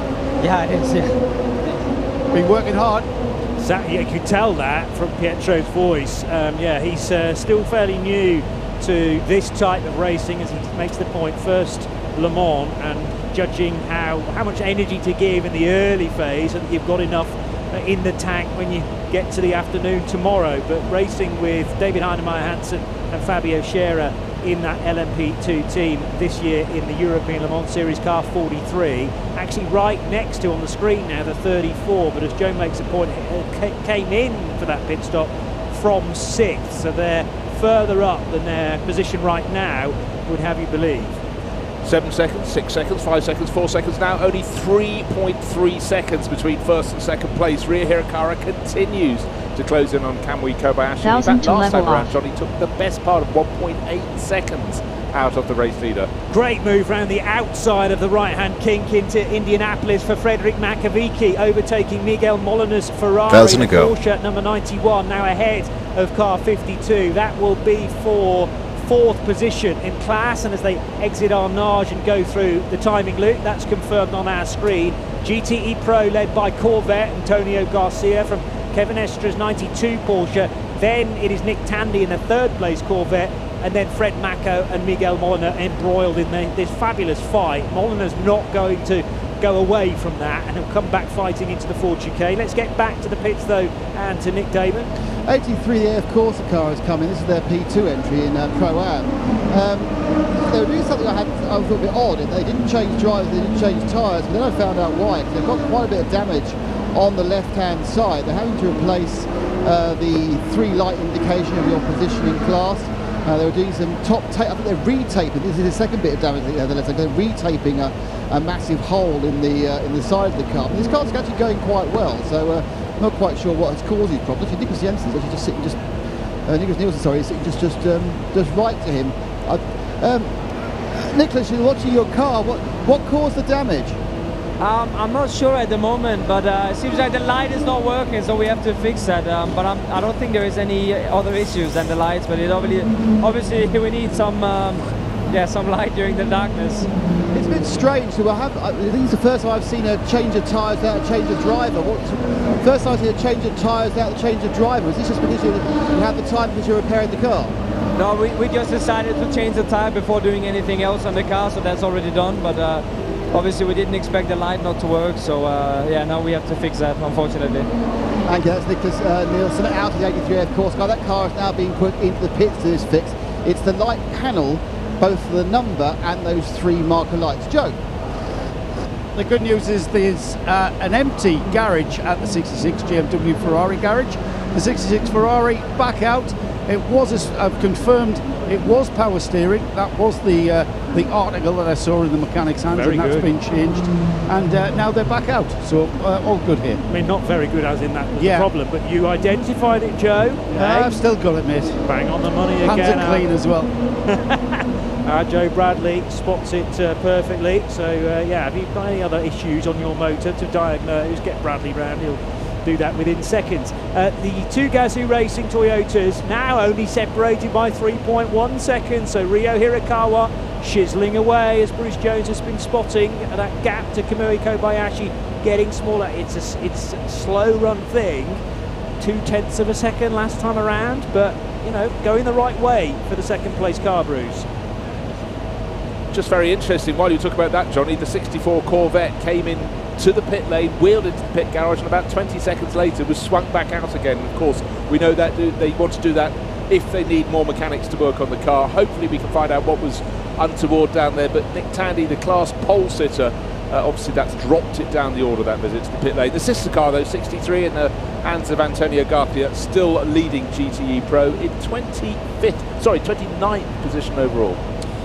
Paul, have there been a flurry of penalties all of a sudden reaching you, or have we got, from our point of view, got a few to catch up with? There's one that's been notified a little while ago, which we need to catch up with, because it was a penalty for the number 35 car, the ultimate car, the LaHaye brothers, and Mathieu LaHaye, currently at the wheel of that car, had to take a 5-second extra time at his last pit stop. I think he's now done that, so it's behind us, but for a pit stop infringement on his previous stop, they've added 5 seconds to this pit stop that he's just done. So we need to catch up with that one. But as I say, it's been done and dusted now.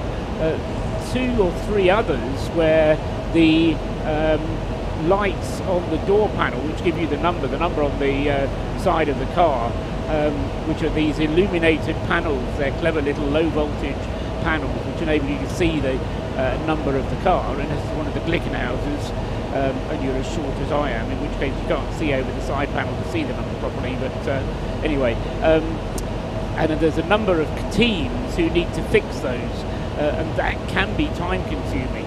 They are 43, 74, 83, 85, 30 and 35. So if we see a flurry of pit stops and people messing around with door panels, that's the reason why.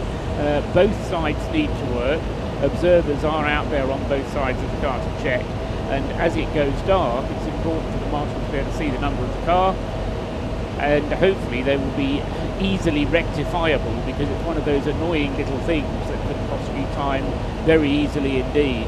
Let's run through them again. 85, 74, 43, 83, 30 and 35. Enough penalties, because it's absolutely bonkers on track between the 2 Toyotas here. They are nose to tail and had to get through about 3 GT cars into the 4 chicane. The gap across the line at the start of the lap was down to 0.2 of a second maybe. It stretched out to 1.3 again. No change of position, but quite how the Toyotas found room for one another and those GTs, Bruce, I will never know. Heart in mouth stuff.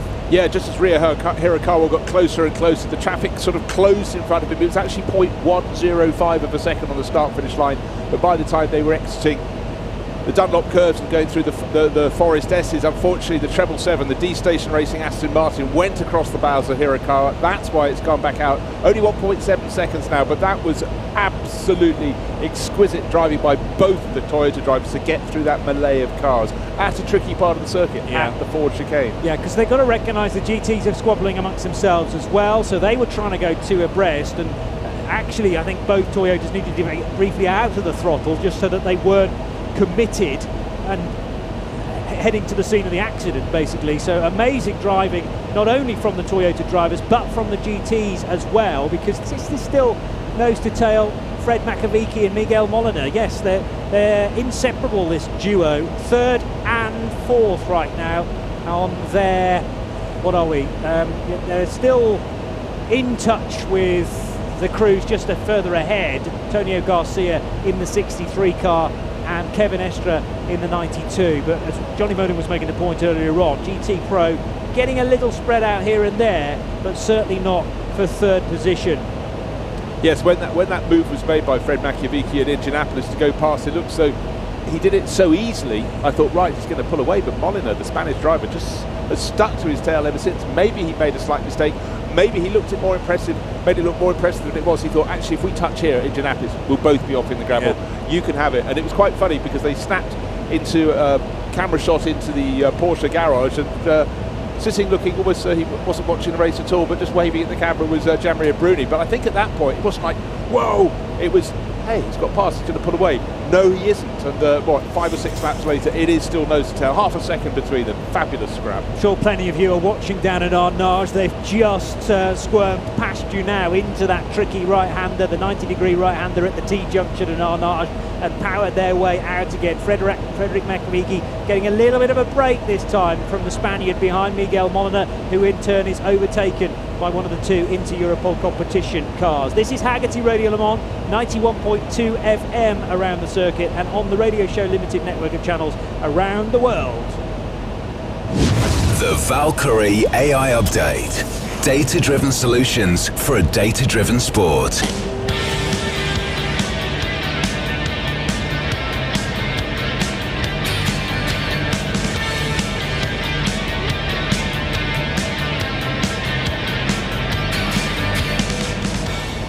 Really busy between the two Toyotas a moment or two ago. That gap from 6 seconds had closed to 4 to 3, and then all of a sudden the next time we looked it was less than a second as they whipped across the line for the 105th time. It's extended very slightly back out again now. 2.3 between Kamui Kobayashi and Ryo Hirakawa, but no doubt about it, Hirakawa keeping Kobayashi, his boss, effectively under massive pressure. Car 7 leading car 8 for hybrid honours as well. Then the two Glickenhaus racing cars. Pipo Derani is ahead of Franck Mayer, but that's a much larger gap of almost 2.5 minutes separating the 708 and the 709, and the gap between the second Toyota and the first Glickenhaus is 2 3/4 minutes.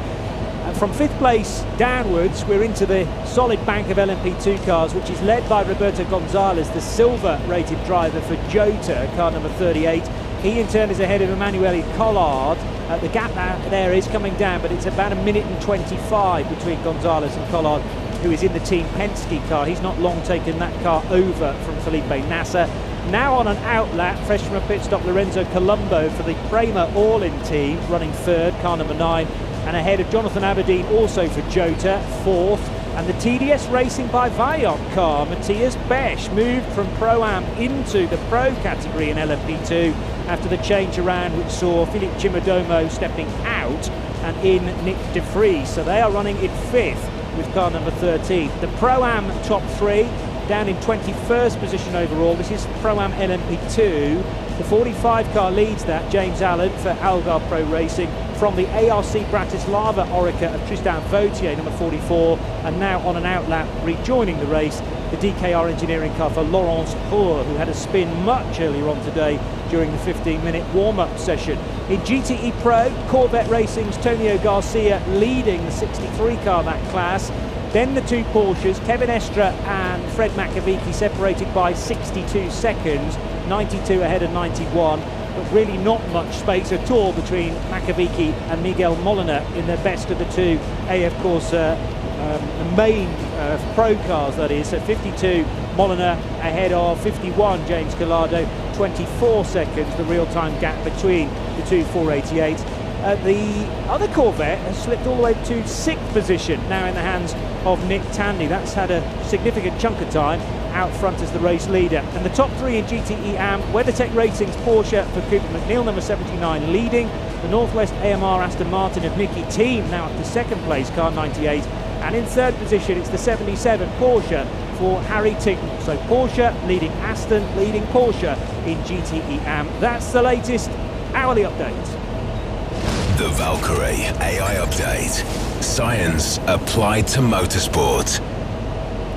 91.2 FM. It's Haggerty Radio Le Mans for 2022, and this is live. We are live from the Haggerty Global Broadcast Centre. Bruce Jones, Johnny Palmer, Paul Truswell. Nick Damon buzzed me a long time ago now with some news from the pitch. You may have more news, or can you remember what that was all about earlier on? I do remember. What it was about was Paul was pointing out how a number of teams have been called for light panel offences. I'll just say that the 83 car, the Air Force, had just done that light panel change, and it had taken them about 2 minutes. So that's the how long that takes, because obviously you're dealing with a broken car to begin with. Now the noise in the background, like that, is the Glickenhaus 708, so that's a full service. Pipo Derani has got out of the car. I've skipped over and I haven't got Shay's 2020 helmet location, so I'm not quite sure who got in.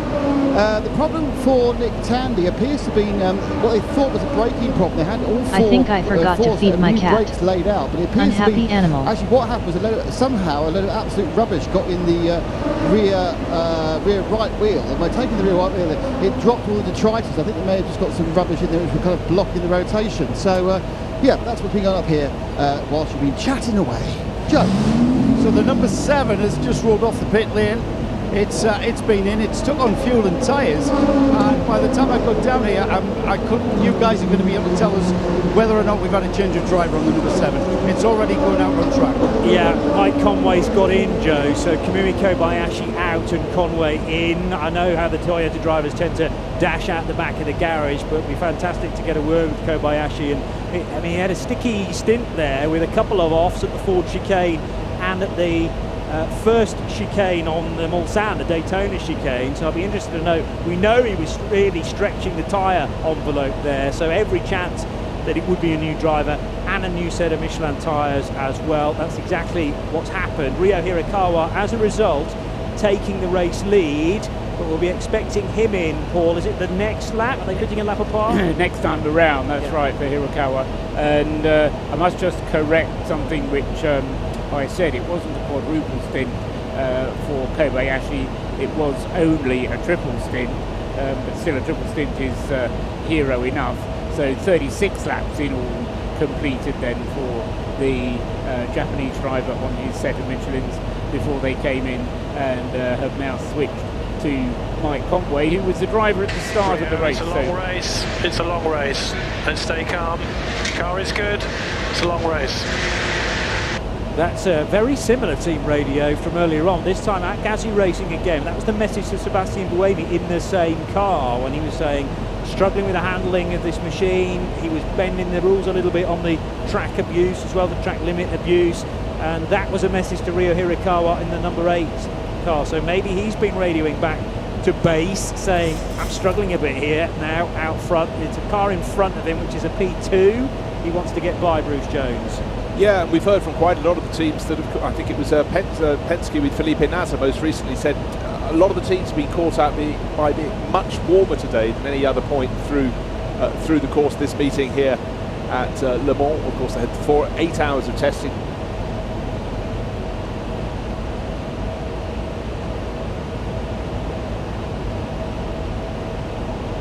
Warm, and Wednesday not.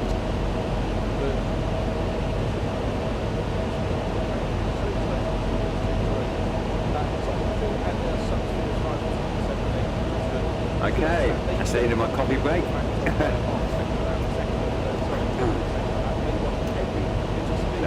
might just check the cabin noise. It's a bit loud.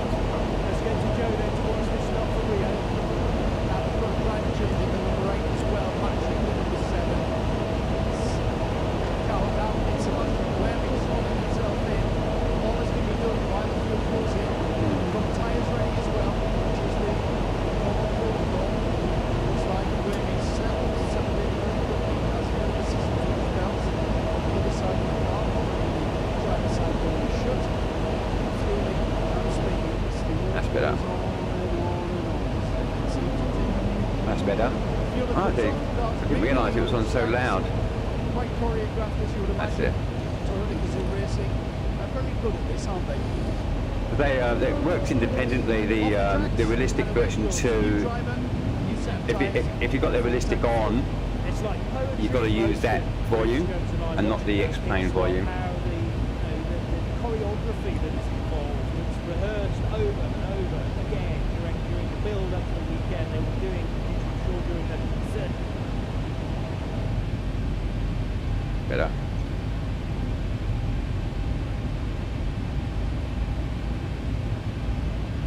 Yeah, it's better. Actually, I might actually change the profile. I've had this profile for quite a while. Actually, I might change that.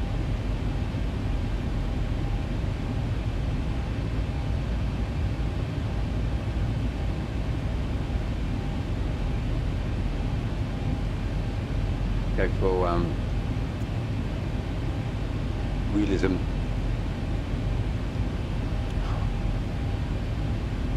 See what he's got to offer.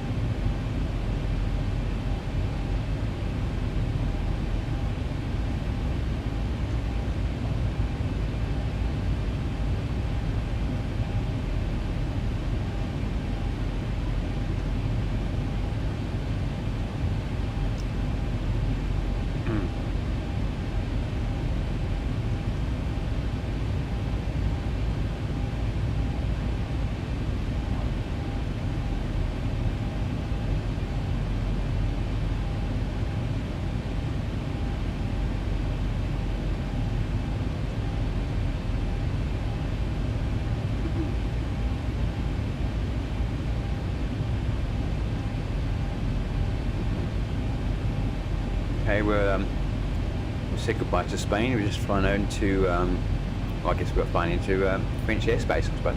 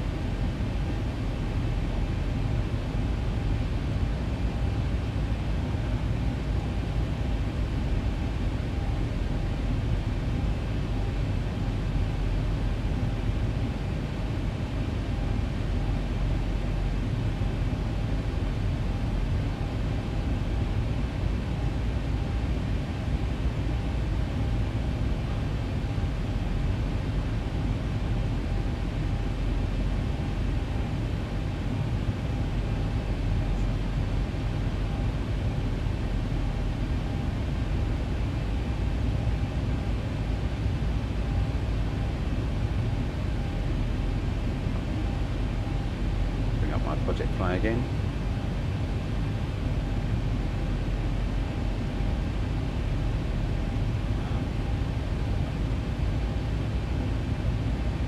Okay. The estimated time is 40 minutes.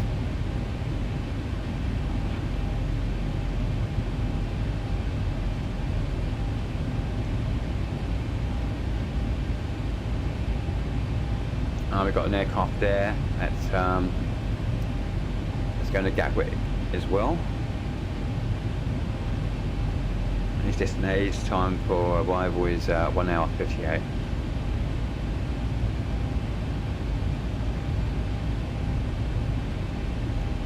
And he's going to Heathrow.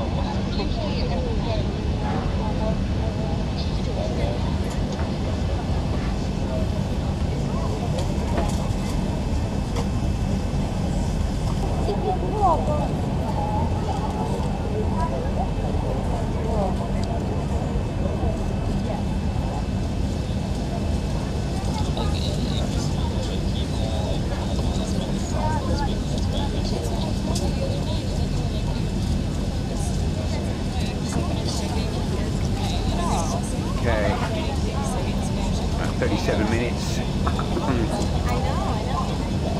to Gatwich.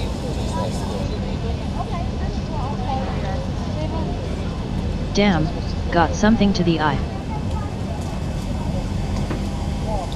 I'm going to see what can be done with the with Linda, my co-pilot. See if I can take off that that ridiculous audio. I'm really surprised that they actually put that into the program, to be honest. Everything else is great.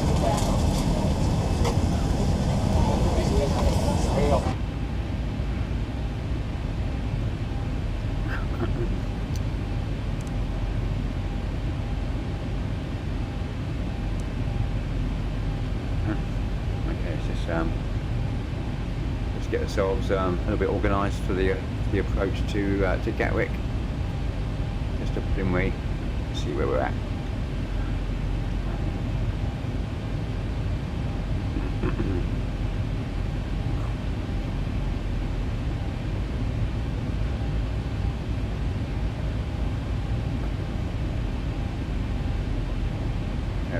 We've got 247 to Vazak. How do you pronounce that? Vazaks.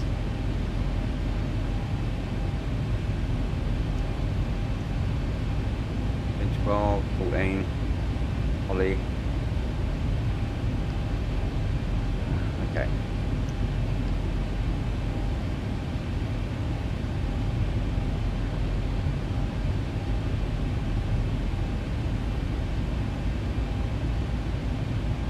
There's that 13. I tell you. So that's let's make that 15, I think. Yeah, I get 15. That's what it is.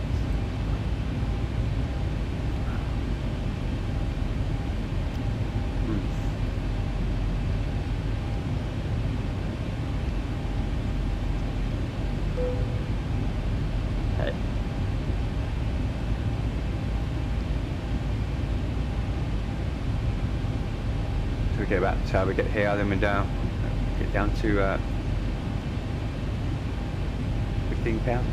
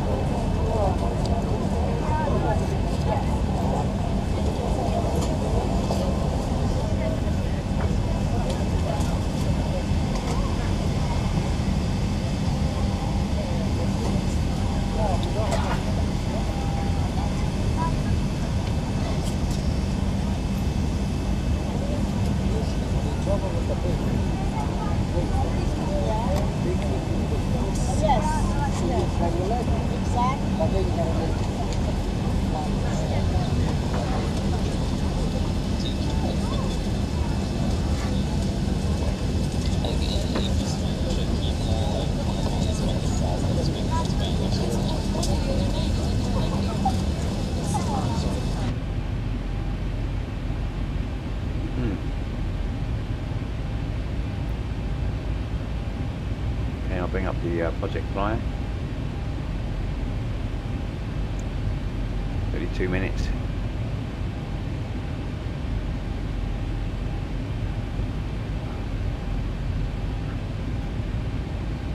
Seatbelts are off, good.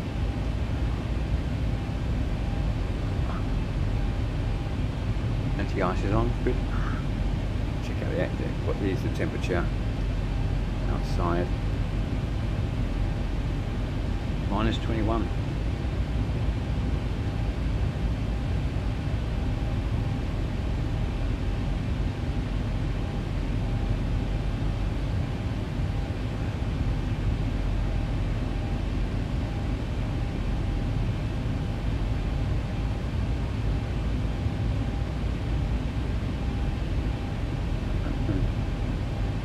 Okay, what do we say? 15,000.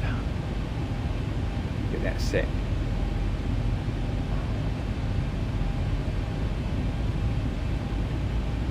We'll wait till about 100 nautical out, and then we'll make our descent down to 15.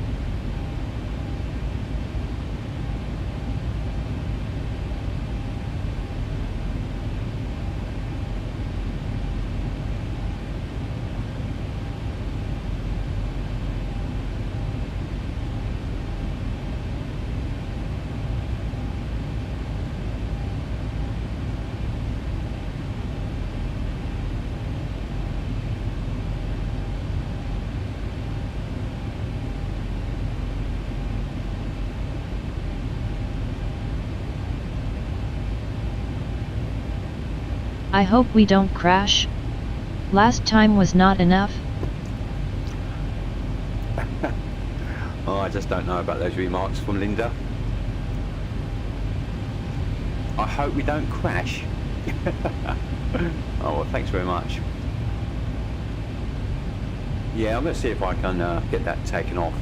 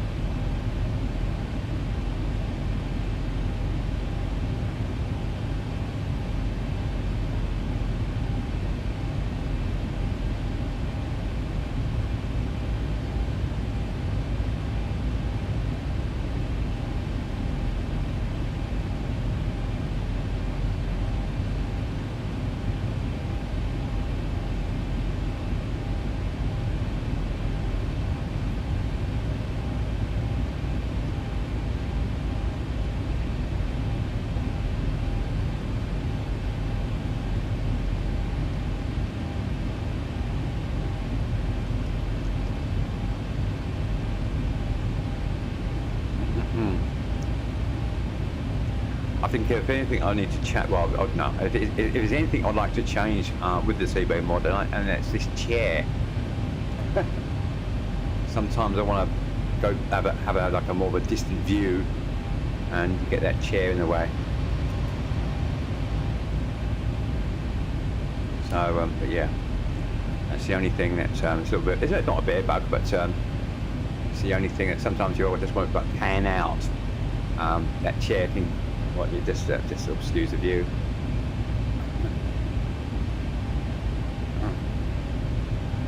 So look at that Project Fly again. 26 minutes to arrival to Gatwick. So yeah, that's it. We only got two inbound to London. We've got this guy here. He's flying to Gatwick. He's got an hour and 38 minutes to his arrival to Gatwick. And we've got this guy over here. He's going to Heathrow. He's got an hour and 31 minutes to Heathrow.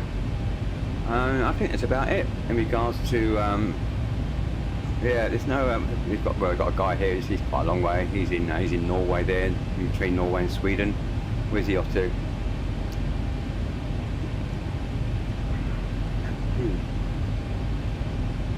Oslo. Gee, he's taking a strange route there to Oslo.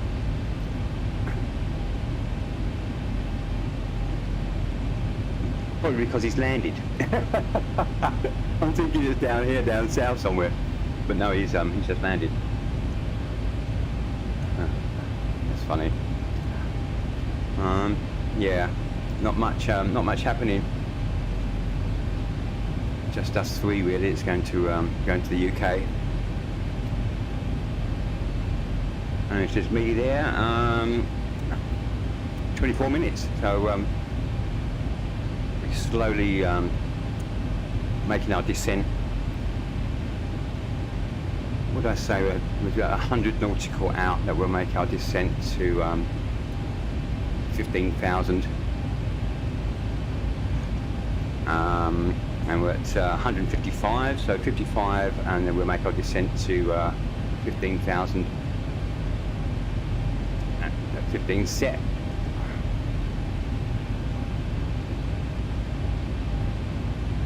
Cool.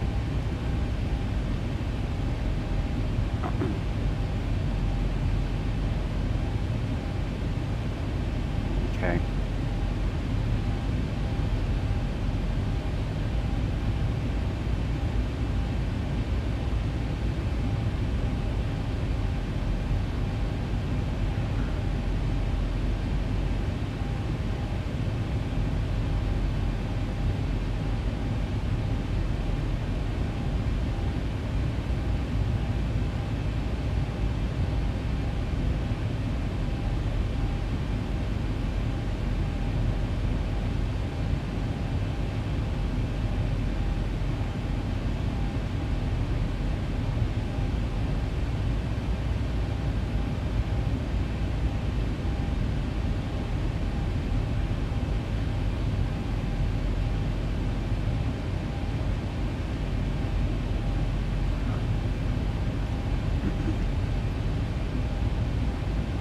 So yeah, 44.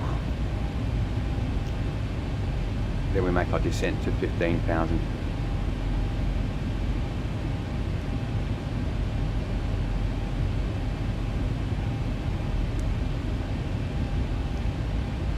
No, actually, yeah, so we can slowly make the descent now. Actually,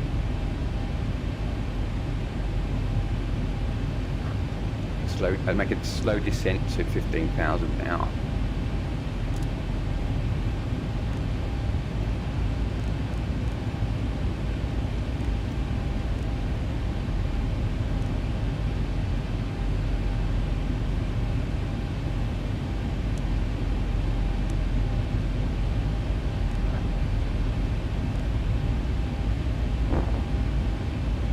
Okay. Just tell everyone what we're doing.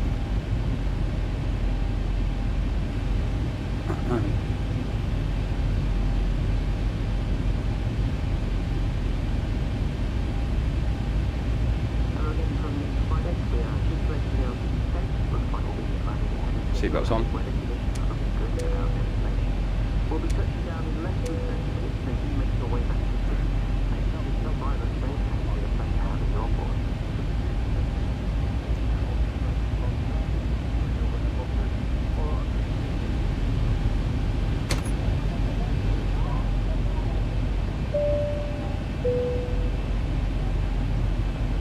Ladies and gentlemen, the captain has switched on the fasten seatbelt sign as we are now at descent.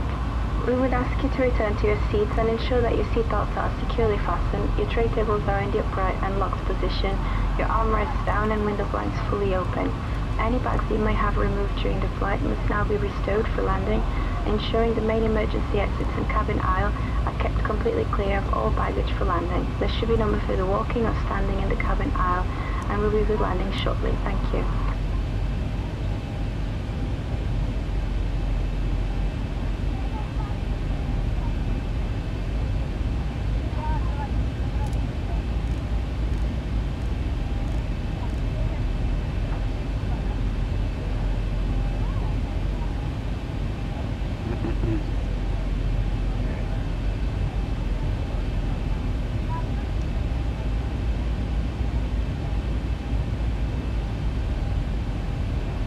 Here's our arc, that's what I was looking for.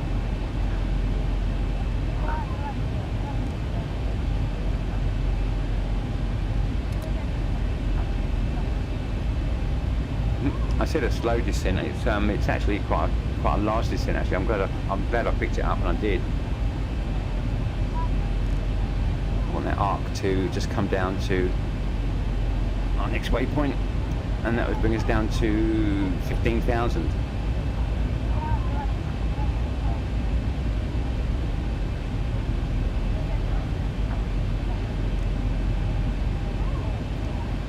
Yeah, that's quite a large arc actually. I didn't realise it's going to be upwards, going about, I don't know, over 650, 700, but it's ended up being 1,100.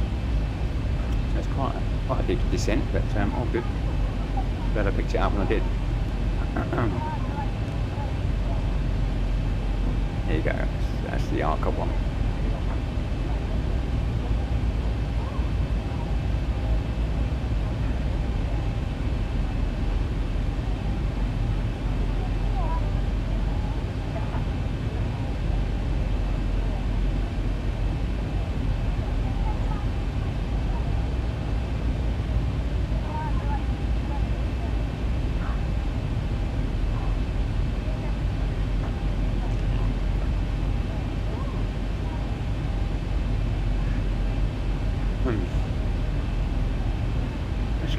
We made that quite quickly actually. That middle section. I was quite surprised. I thought it'd be a lot longer. But channel's in sight, so I'm glad that I picked that up. It's at 15,000. That's cool.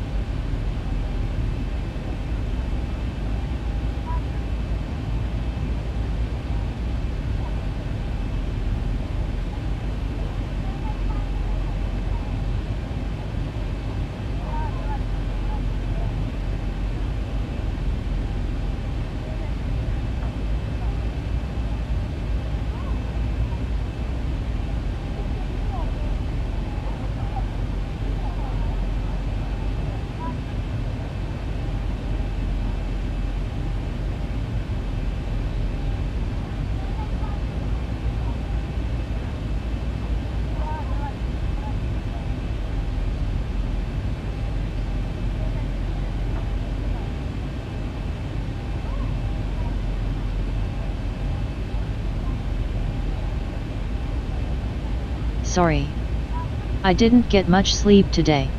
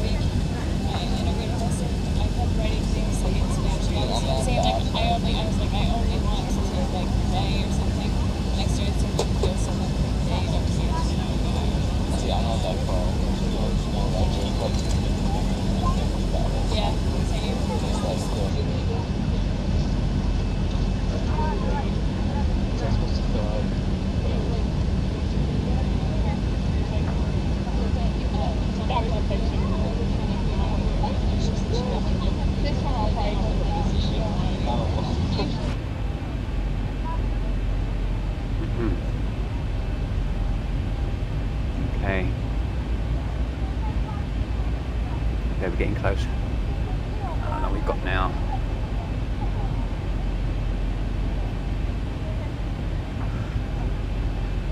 17 minutes.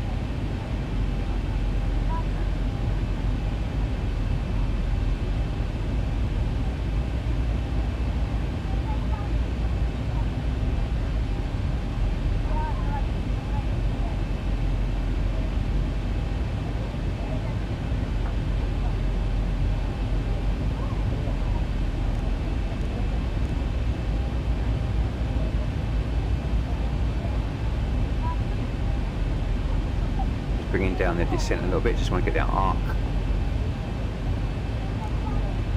on my waypoint.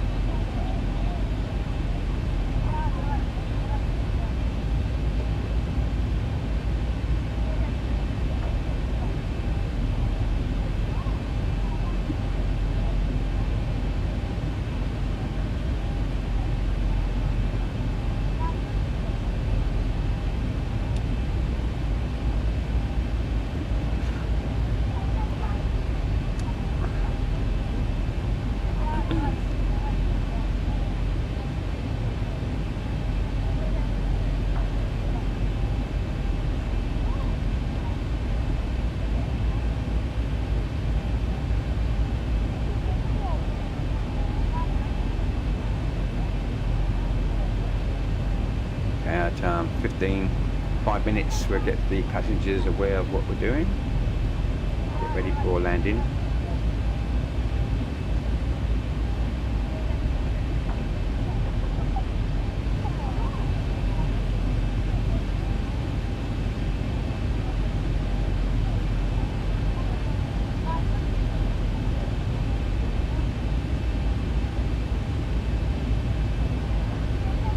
Maybe a little bit premature for that. I'll wait for another 5 minutes.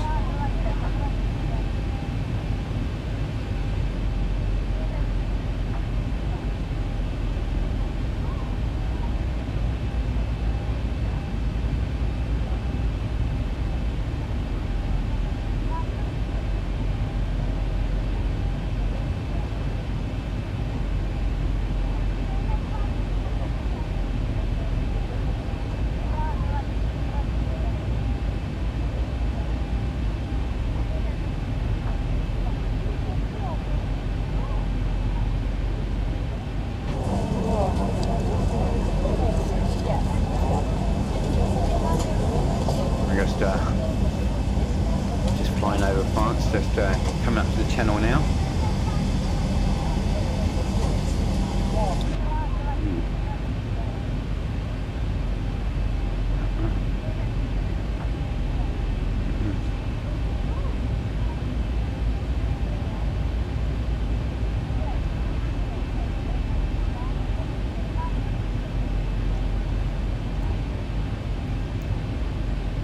So we're 47 out from our next waypoint.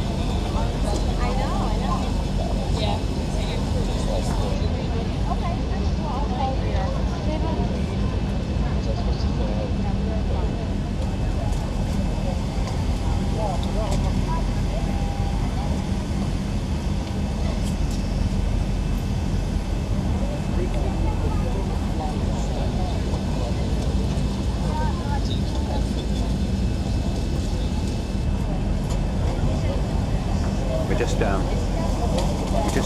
just got past France, and now we're just coming into the English Channel.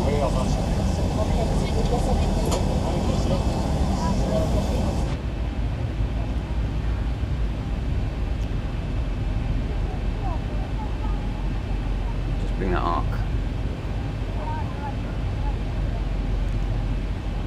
Back up.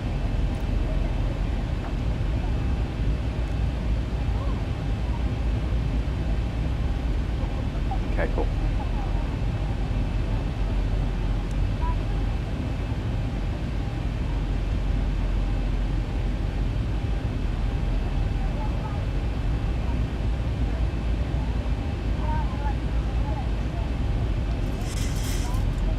Unable to find view ID 5.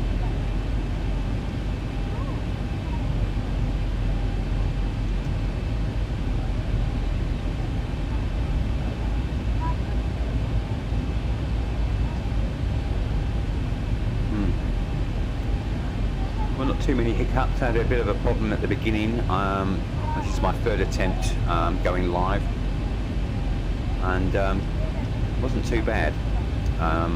I've wrote down a couple of things that can be improved, and so I may carry on and doing some more live streaming. Previously, I was doing the flight, editing the flight, and then like polishing it up, ironing out all the problems and the issues I had along the way. But when you're going live, it's going to be there in front of me, so I need to polish up. But it's not too bad, actually. It wasn't too bad at all. Actually, quite surprised on how quickly our arrival into the UK, to be honest. It wasn't too bad.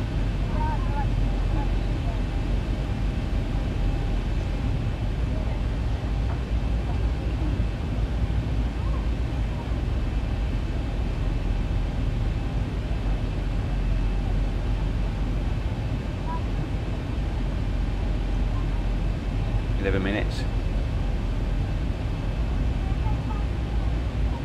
Okay, let's get the seatbelts on.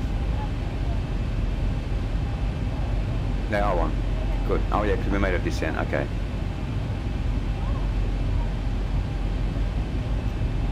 The -3, you can take the anti-ice off.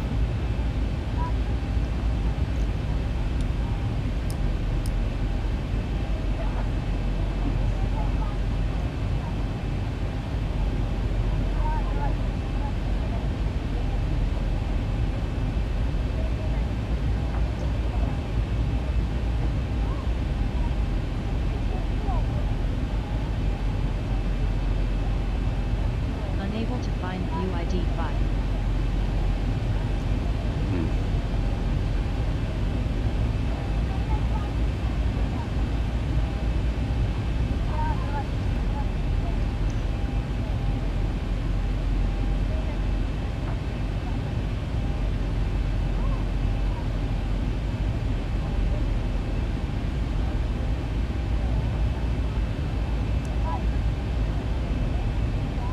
We're 12 miles out from there, so next and that's that tow is 13. Let's get 13 happening now.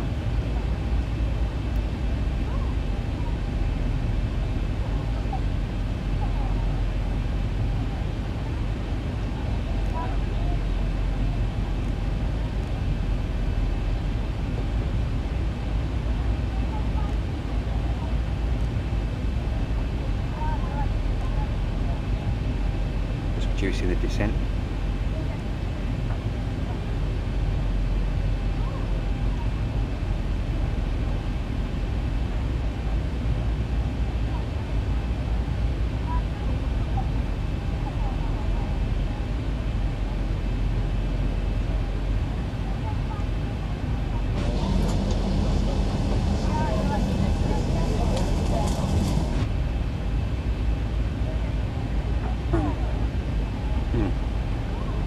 So we've got Portsmouth to our right, and then we swing round, turn east towards Gatwich.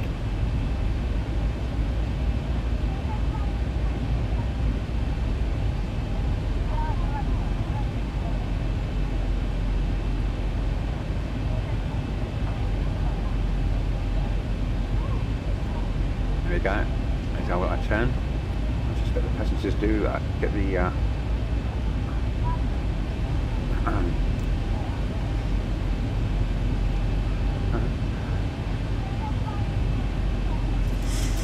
Captain crew, seats for landing, please.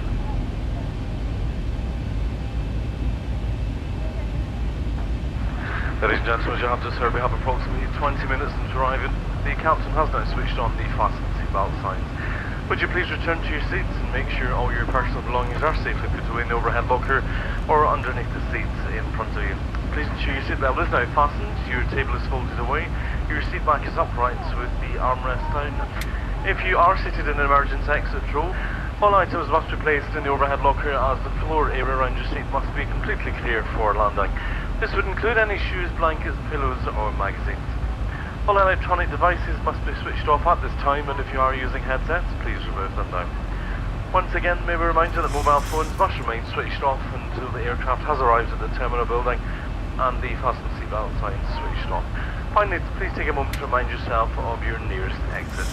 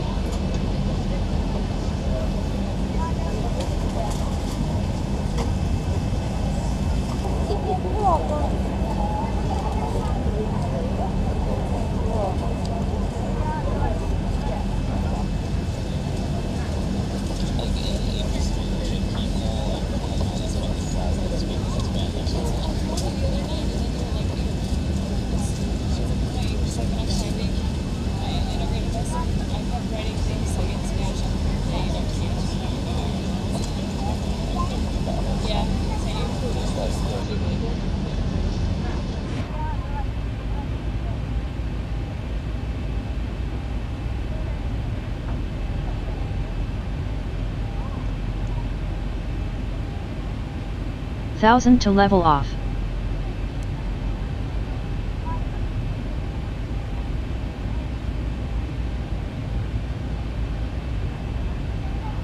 Thousand to go.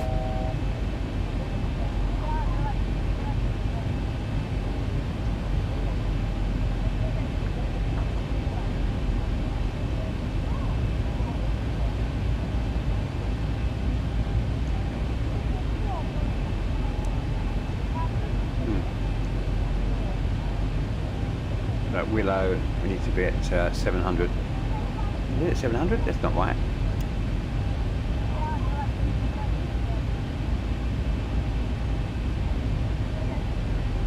The RX is at 3,370.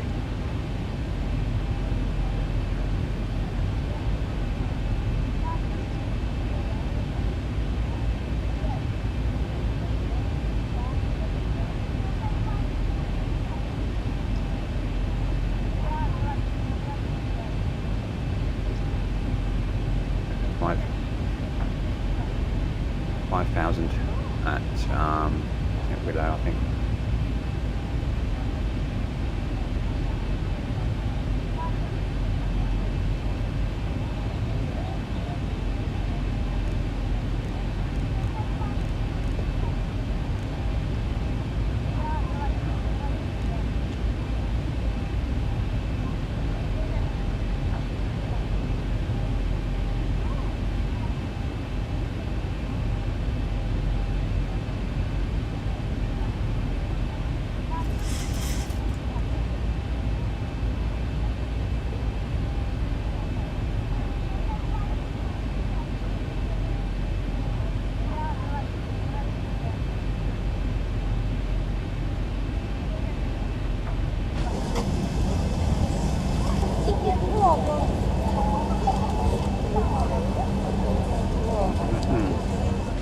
Okay, we're just to Holly. We're following the coastline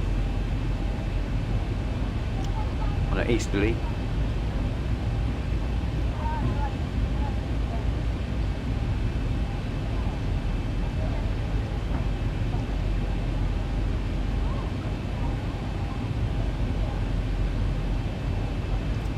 Climbing down to 5,000. 5,000. I wanted to get 5,000.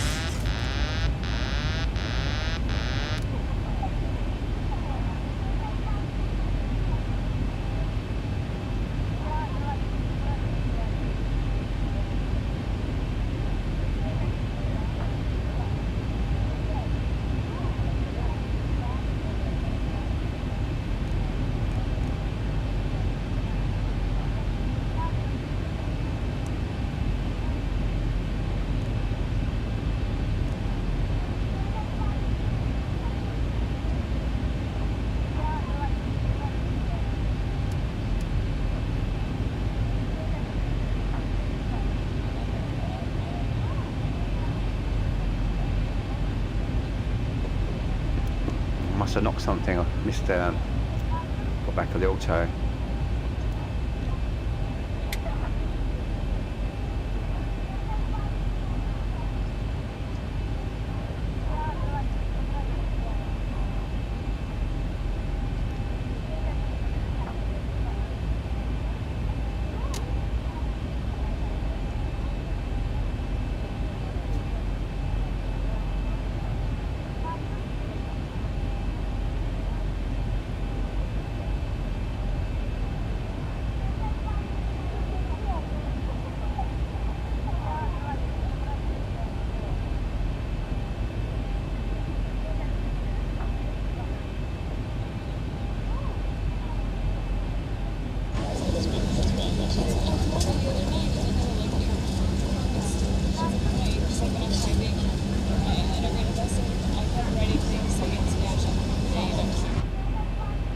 Okay. So that's at 7,000. I'd like it down to 5.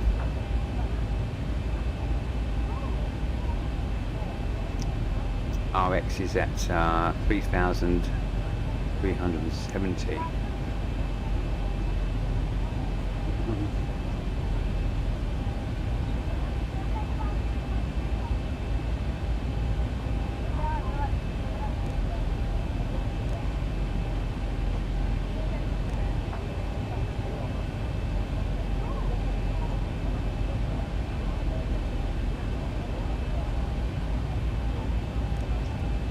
That's good.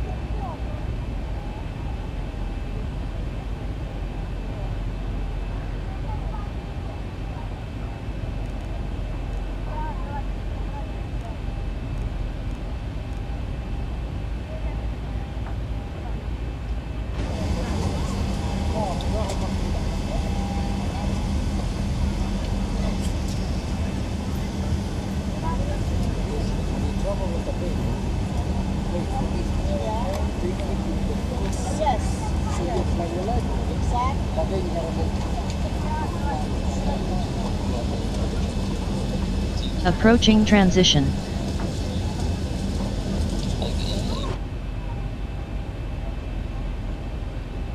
Okay, we're getting close now. It's where are we? 4,005 at RX.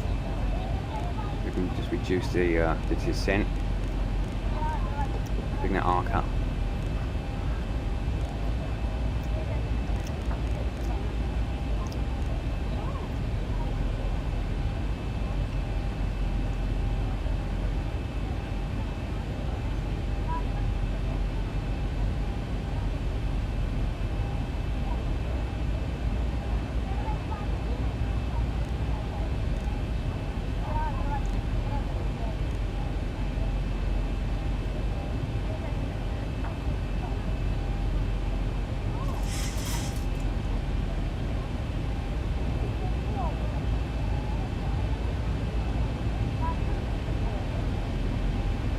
Transition level.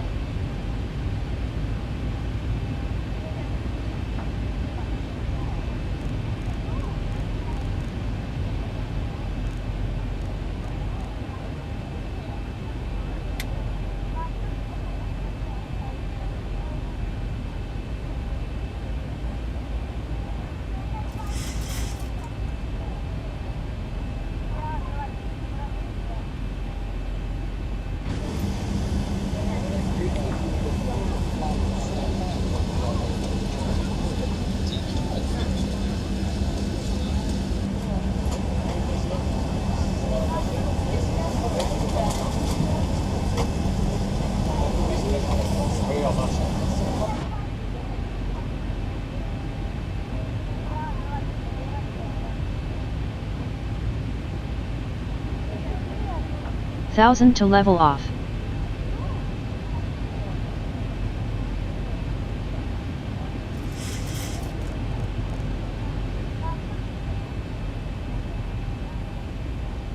Thousand to go.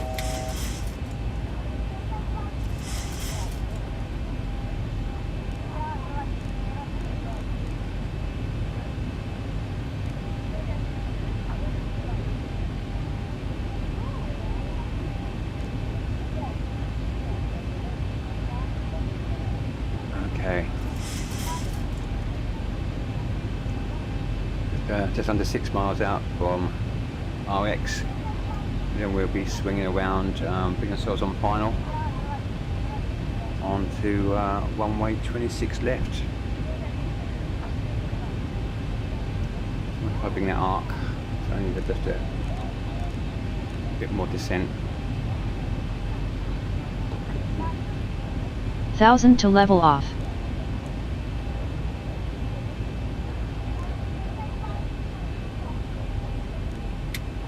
Thousand to go.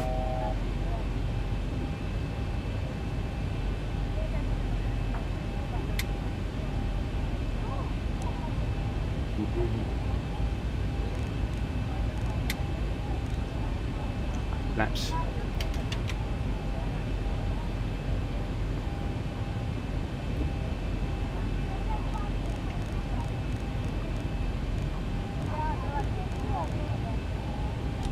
Flaps 1 set.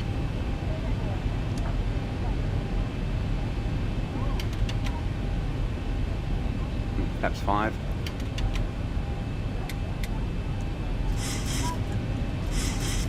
A bit fast. Flaps 5 set. And the gear down.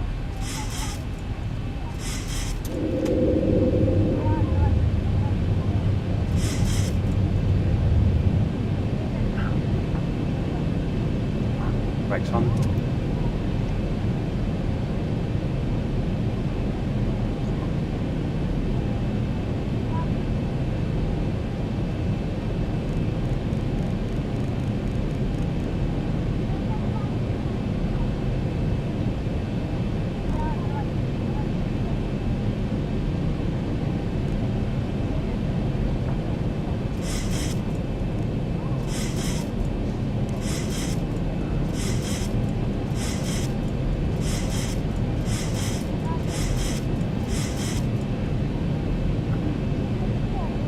Around on approach.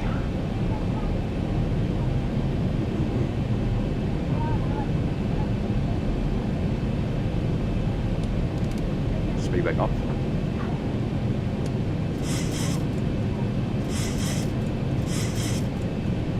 Airspeed low.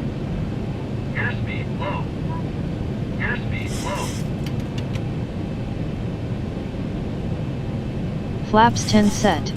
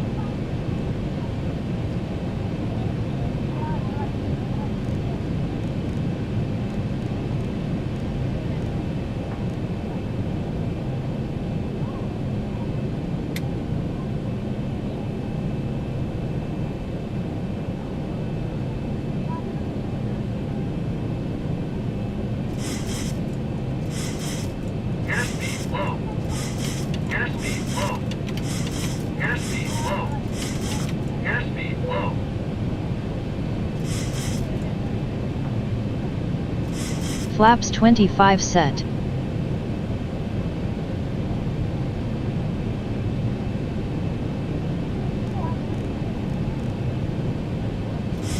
$2,500. I gotta go manual.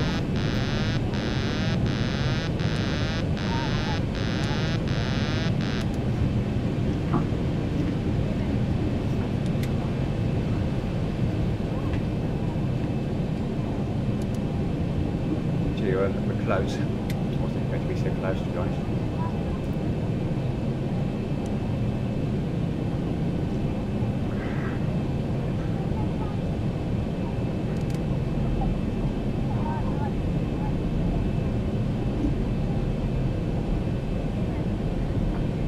$1,000 to level off. Approaching minimums. Minimum.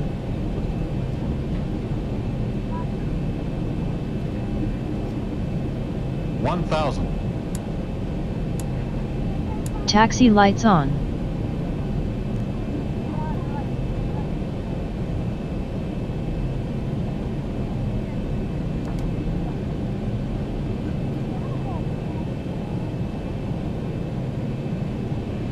500.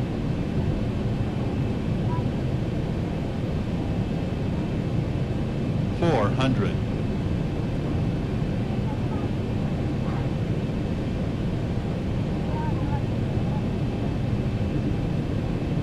300.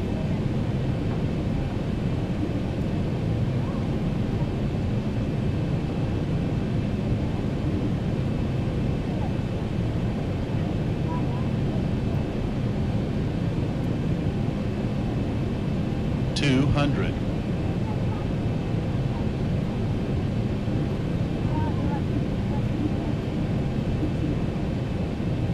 100. 50, 40, 30, 20, 10. Whoa, that's a heavy landing. Reverse unlocked.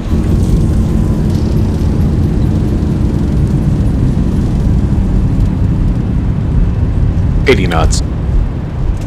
60 knots.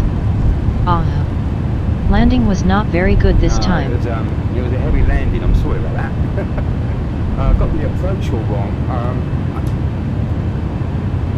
Came up all of a sudden, that approach. Just a minute.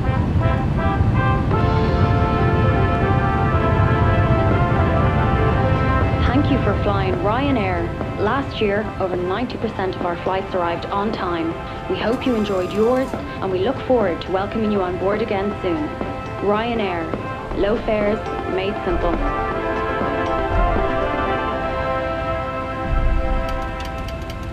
That was a heavy landing.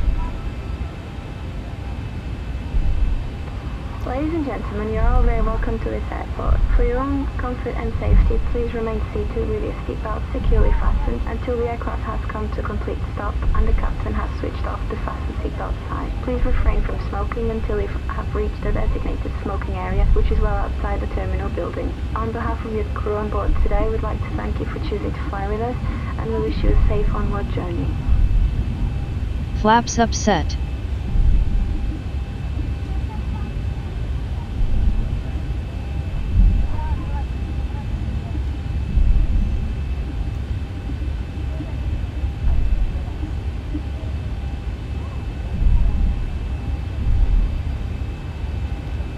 I don't think I set the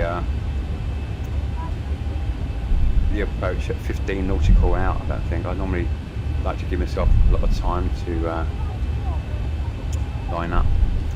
It came all of a sudden.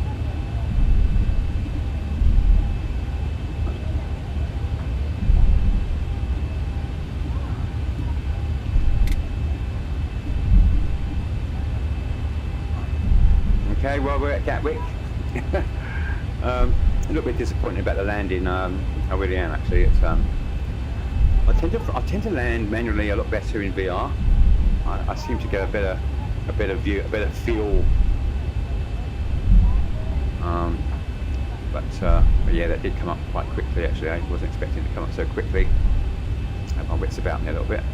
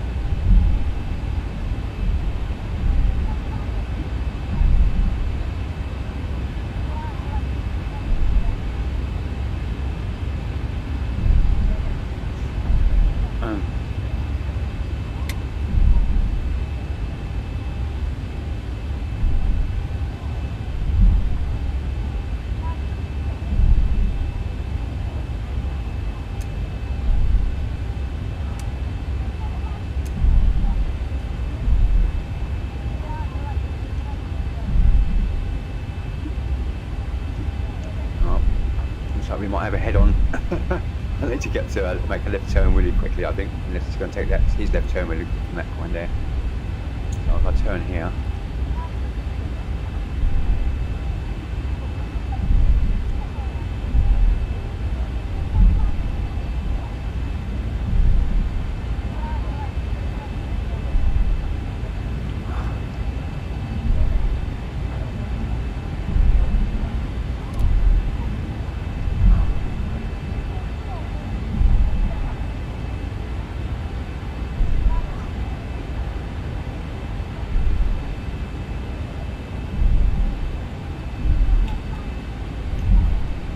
That was enjoyable.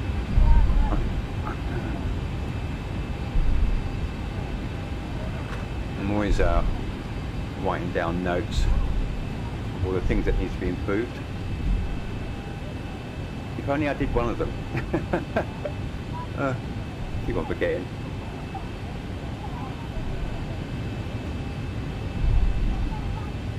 I think the problem with me, I get too complacent about the stage that I'm at with the 737.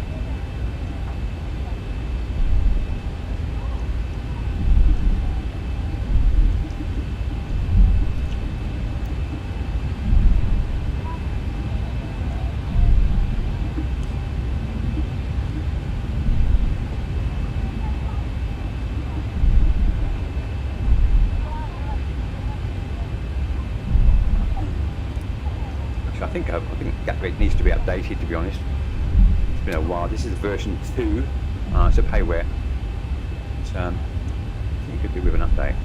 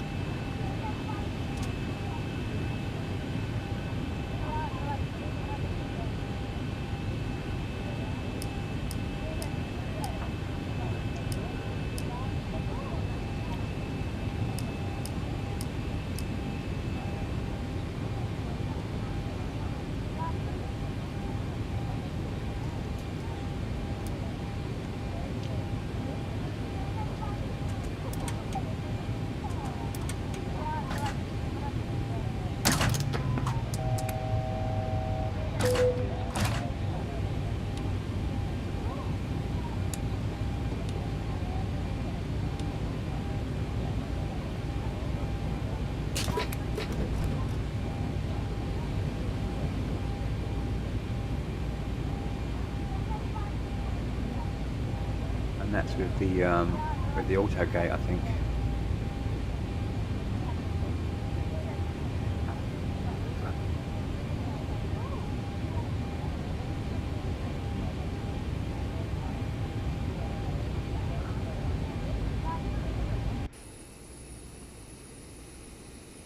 we go. I don't think the auto gate's working. Well, there you have it. Not a bad flight actually. I'm a bit disappointed again. I mentioned it again that the landing could have been not going to be much desired, I guess. But yeah, I got came up really quickly that approach.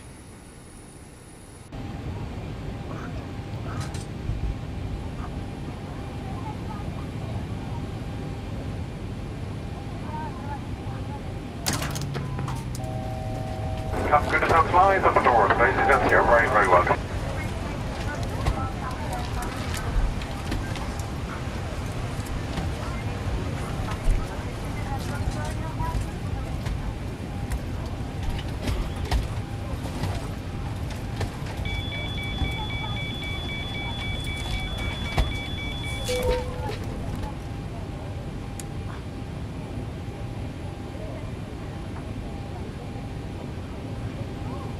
Let's just get everything off.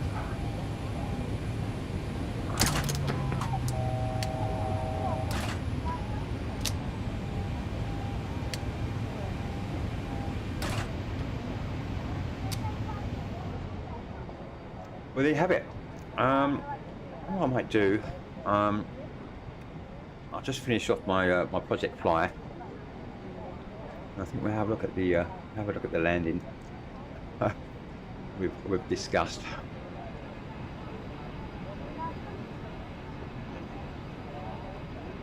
Okay, we go to progress. So yeah, the landing was 886. Very heavy. It was a heavy landing. Just going to complete that flight. That's that done.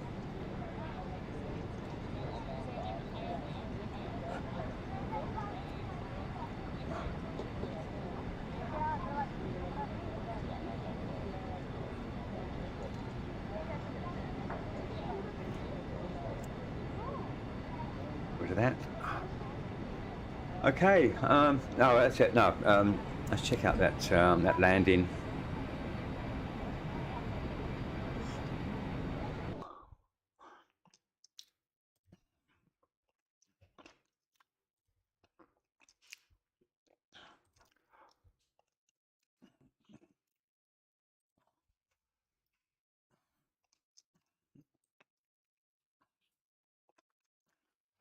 Oh, just bear with me. That'll do. That's near enough. Check it out from the one-way view. Okay. Right, that's us in the distance. Just pan round to the right, just bring it back a bit. So this isn't going to look good, I know. It's not going to look as good at all. And I've got my excuses, but the one-way did come up quite quickly. And I wasn't expecting that. I normally give myself 15 to get myself prepared. That's the word I'm looking for the landing.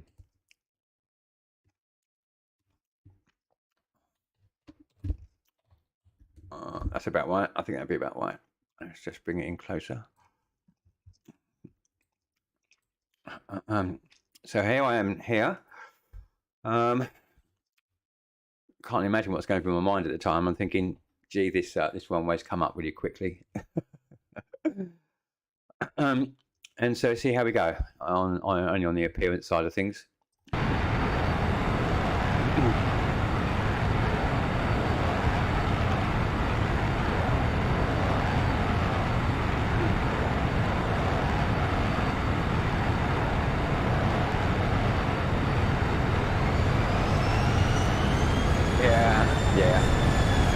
Yeah, that's heavy.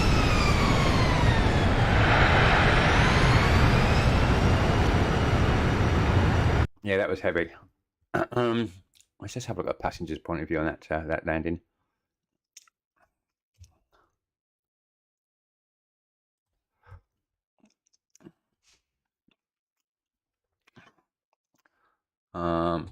I don't think I'm going to get the traffic. For some reason, the traffic doesn't render. Well, not the render. It doesn't actually. The animation. It's frozen. Sometimes, if I give the memory some time to relieve itself, then it will come in.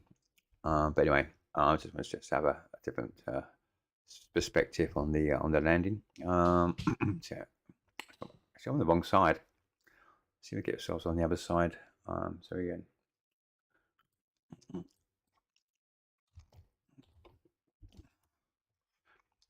So we'll be looking at the airport from this side.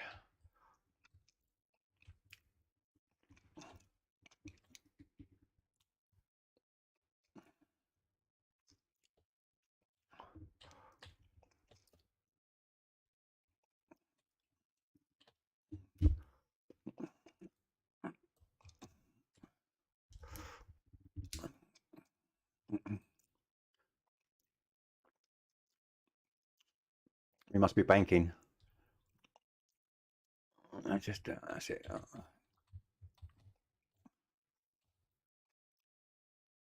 not bad. Let's do that. There we go. That's cool. Not bad view. See you at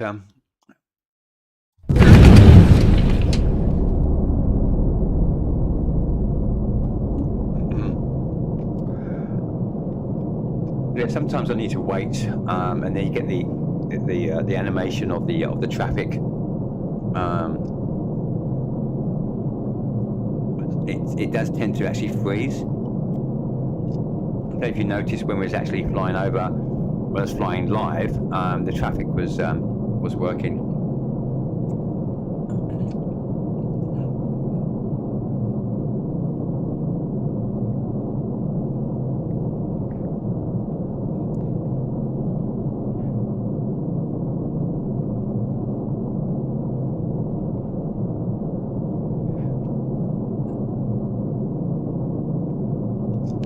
That's the airport coming up on our 11 o'clock. So I really, this approach came in really early. And when I was sent towards the approach, I thought, blimey, that's close. I wasn't expecting it to be so close.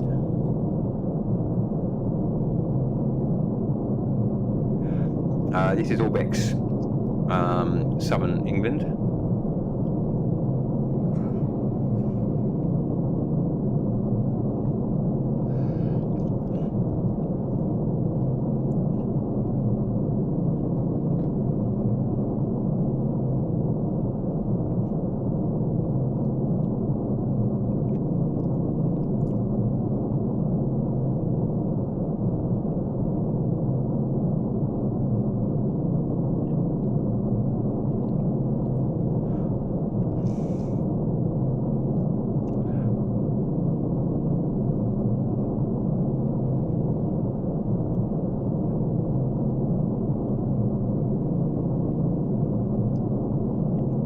Actually, what I might do, I might just freeze that for a sec, just let it rejuvenate itself.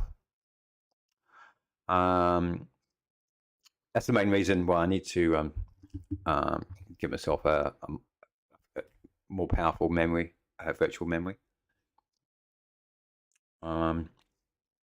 There's this Gen 5 that's out now, but you need to the sockets don't fit the older motherboard, and I've just got a new motherboard. So my virtual memory I'll just have the fastest Gen 4 memory that's available, which will be cheaper. It'll be a lot cheaper. I mean, the prices will go down. So the speed is, I think the speed that I'm running on at the moment is 2100 or something like that. Which I need a bit more speed, processing speed for the memory, virtual memory, and I think that's why the traffic it's frozen. I think that's the reason behind it. Let's go again.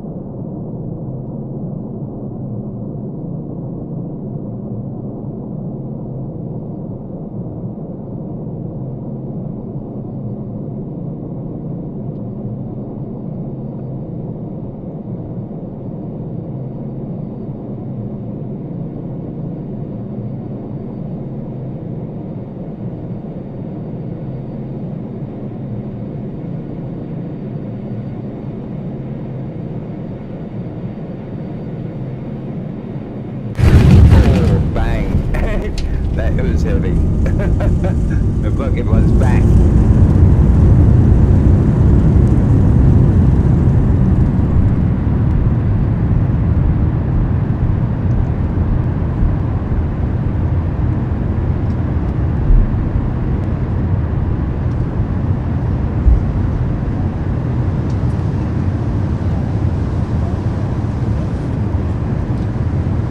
Okay.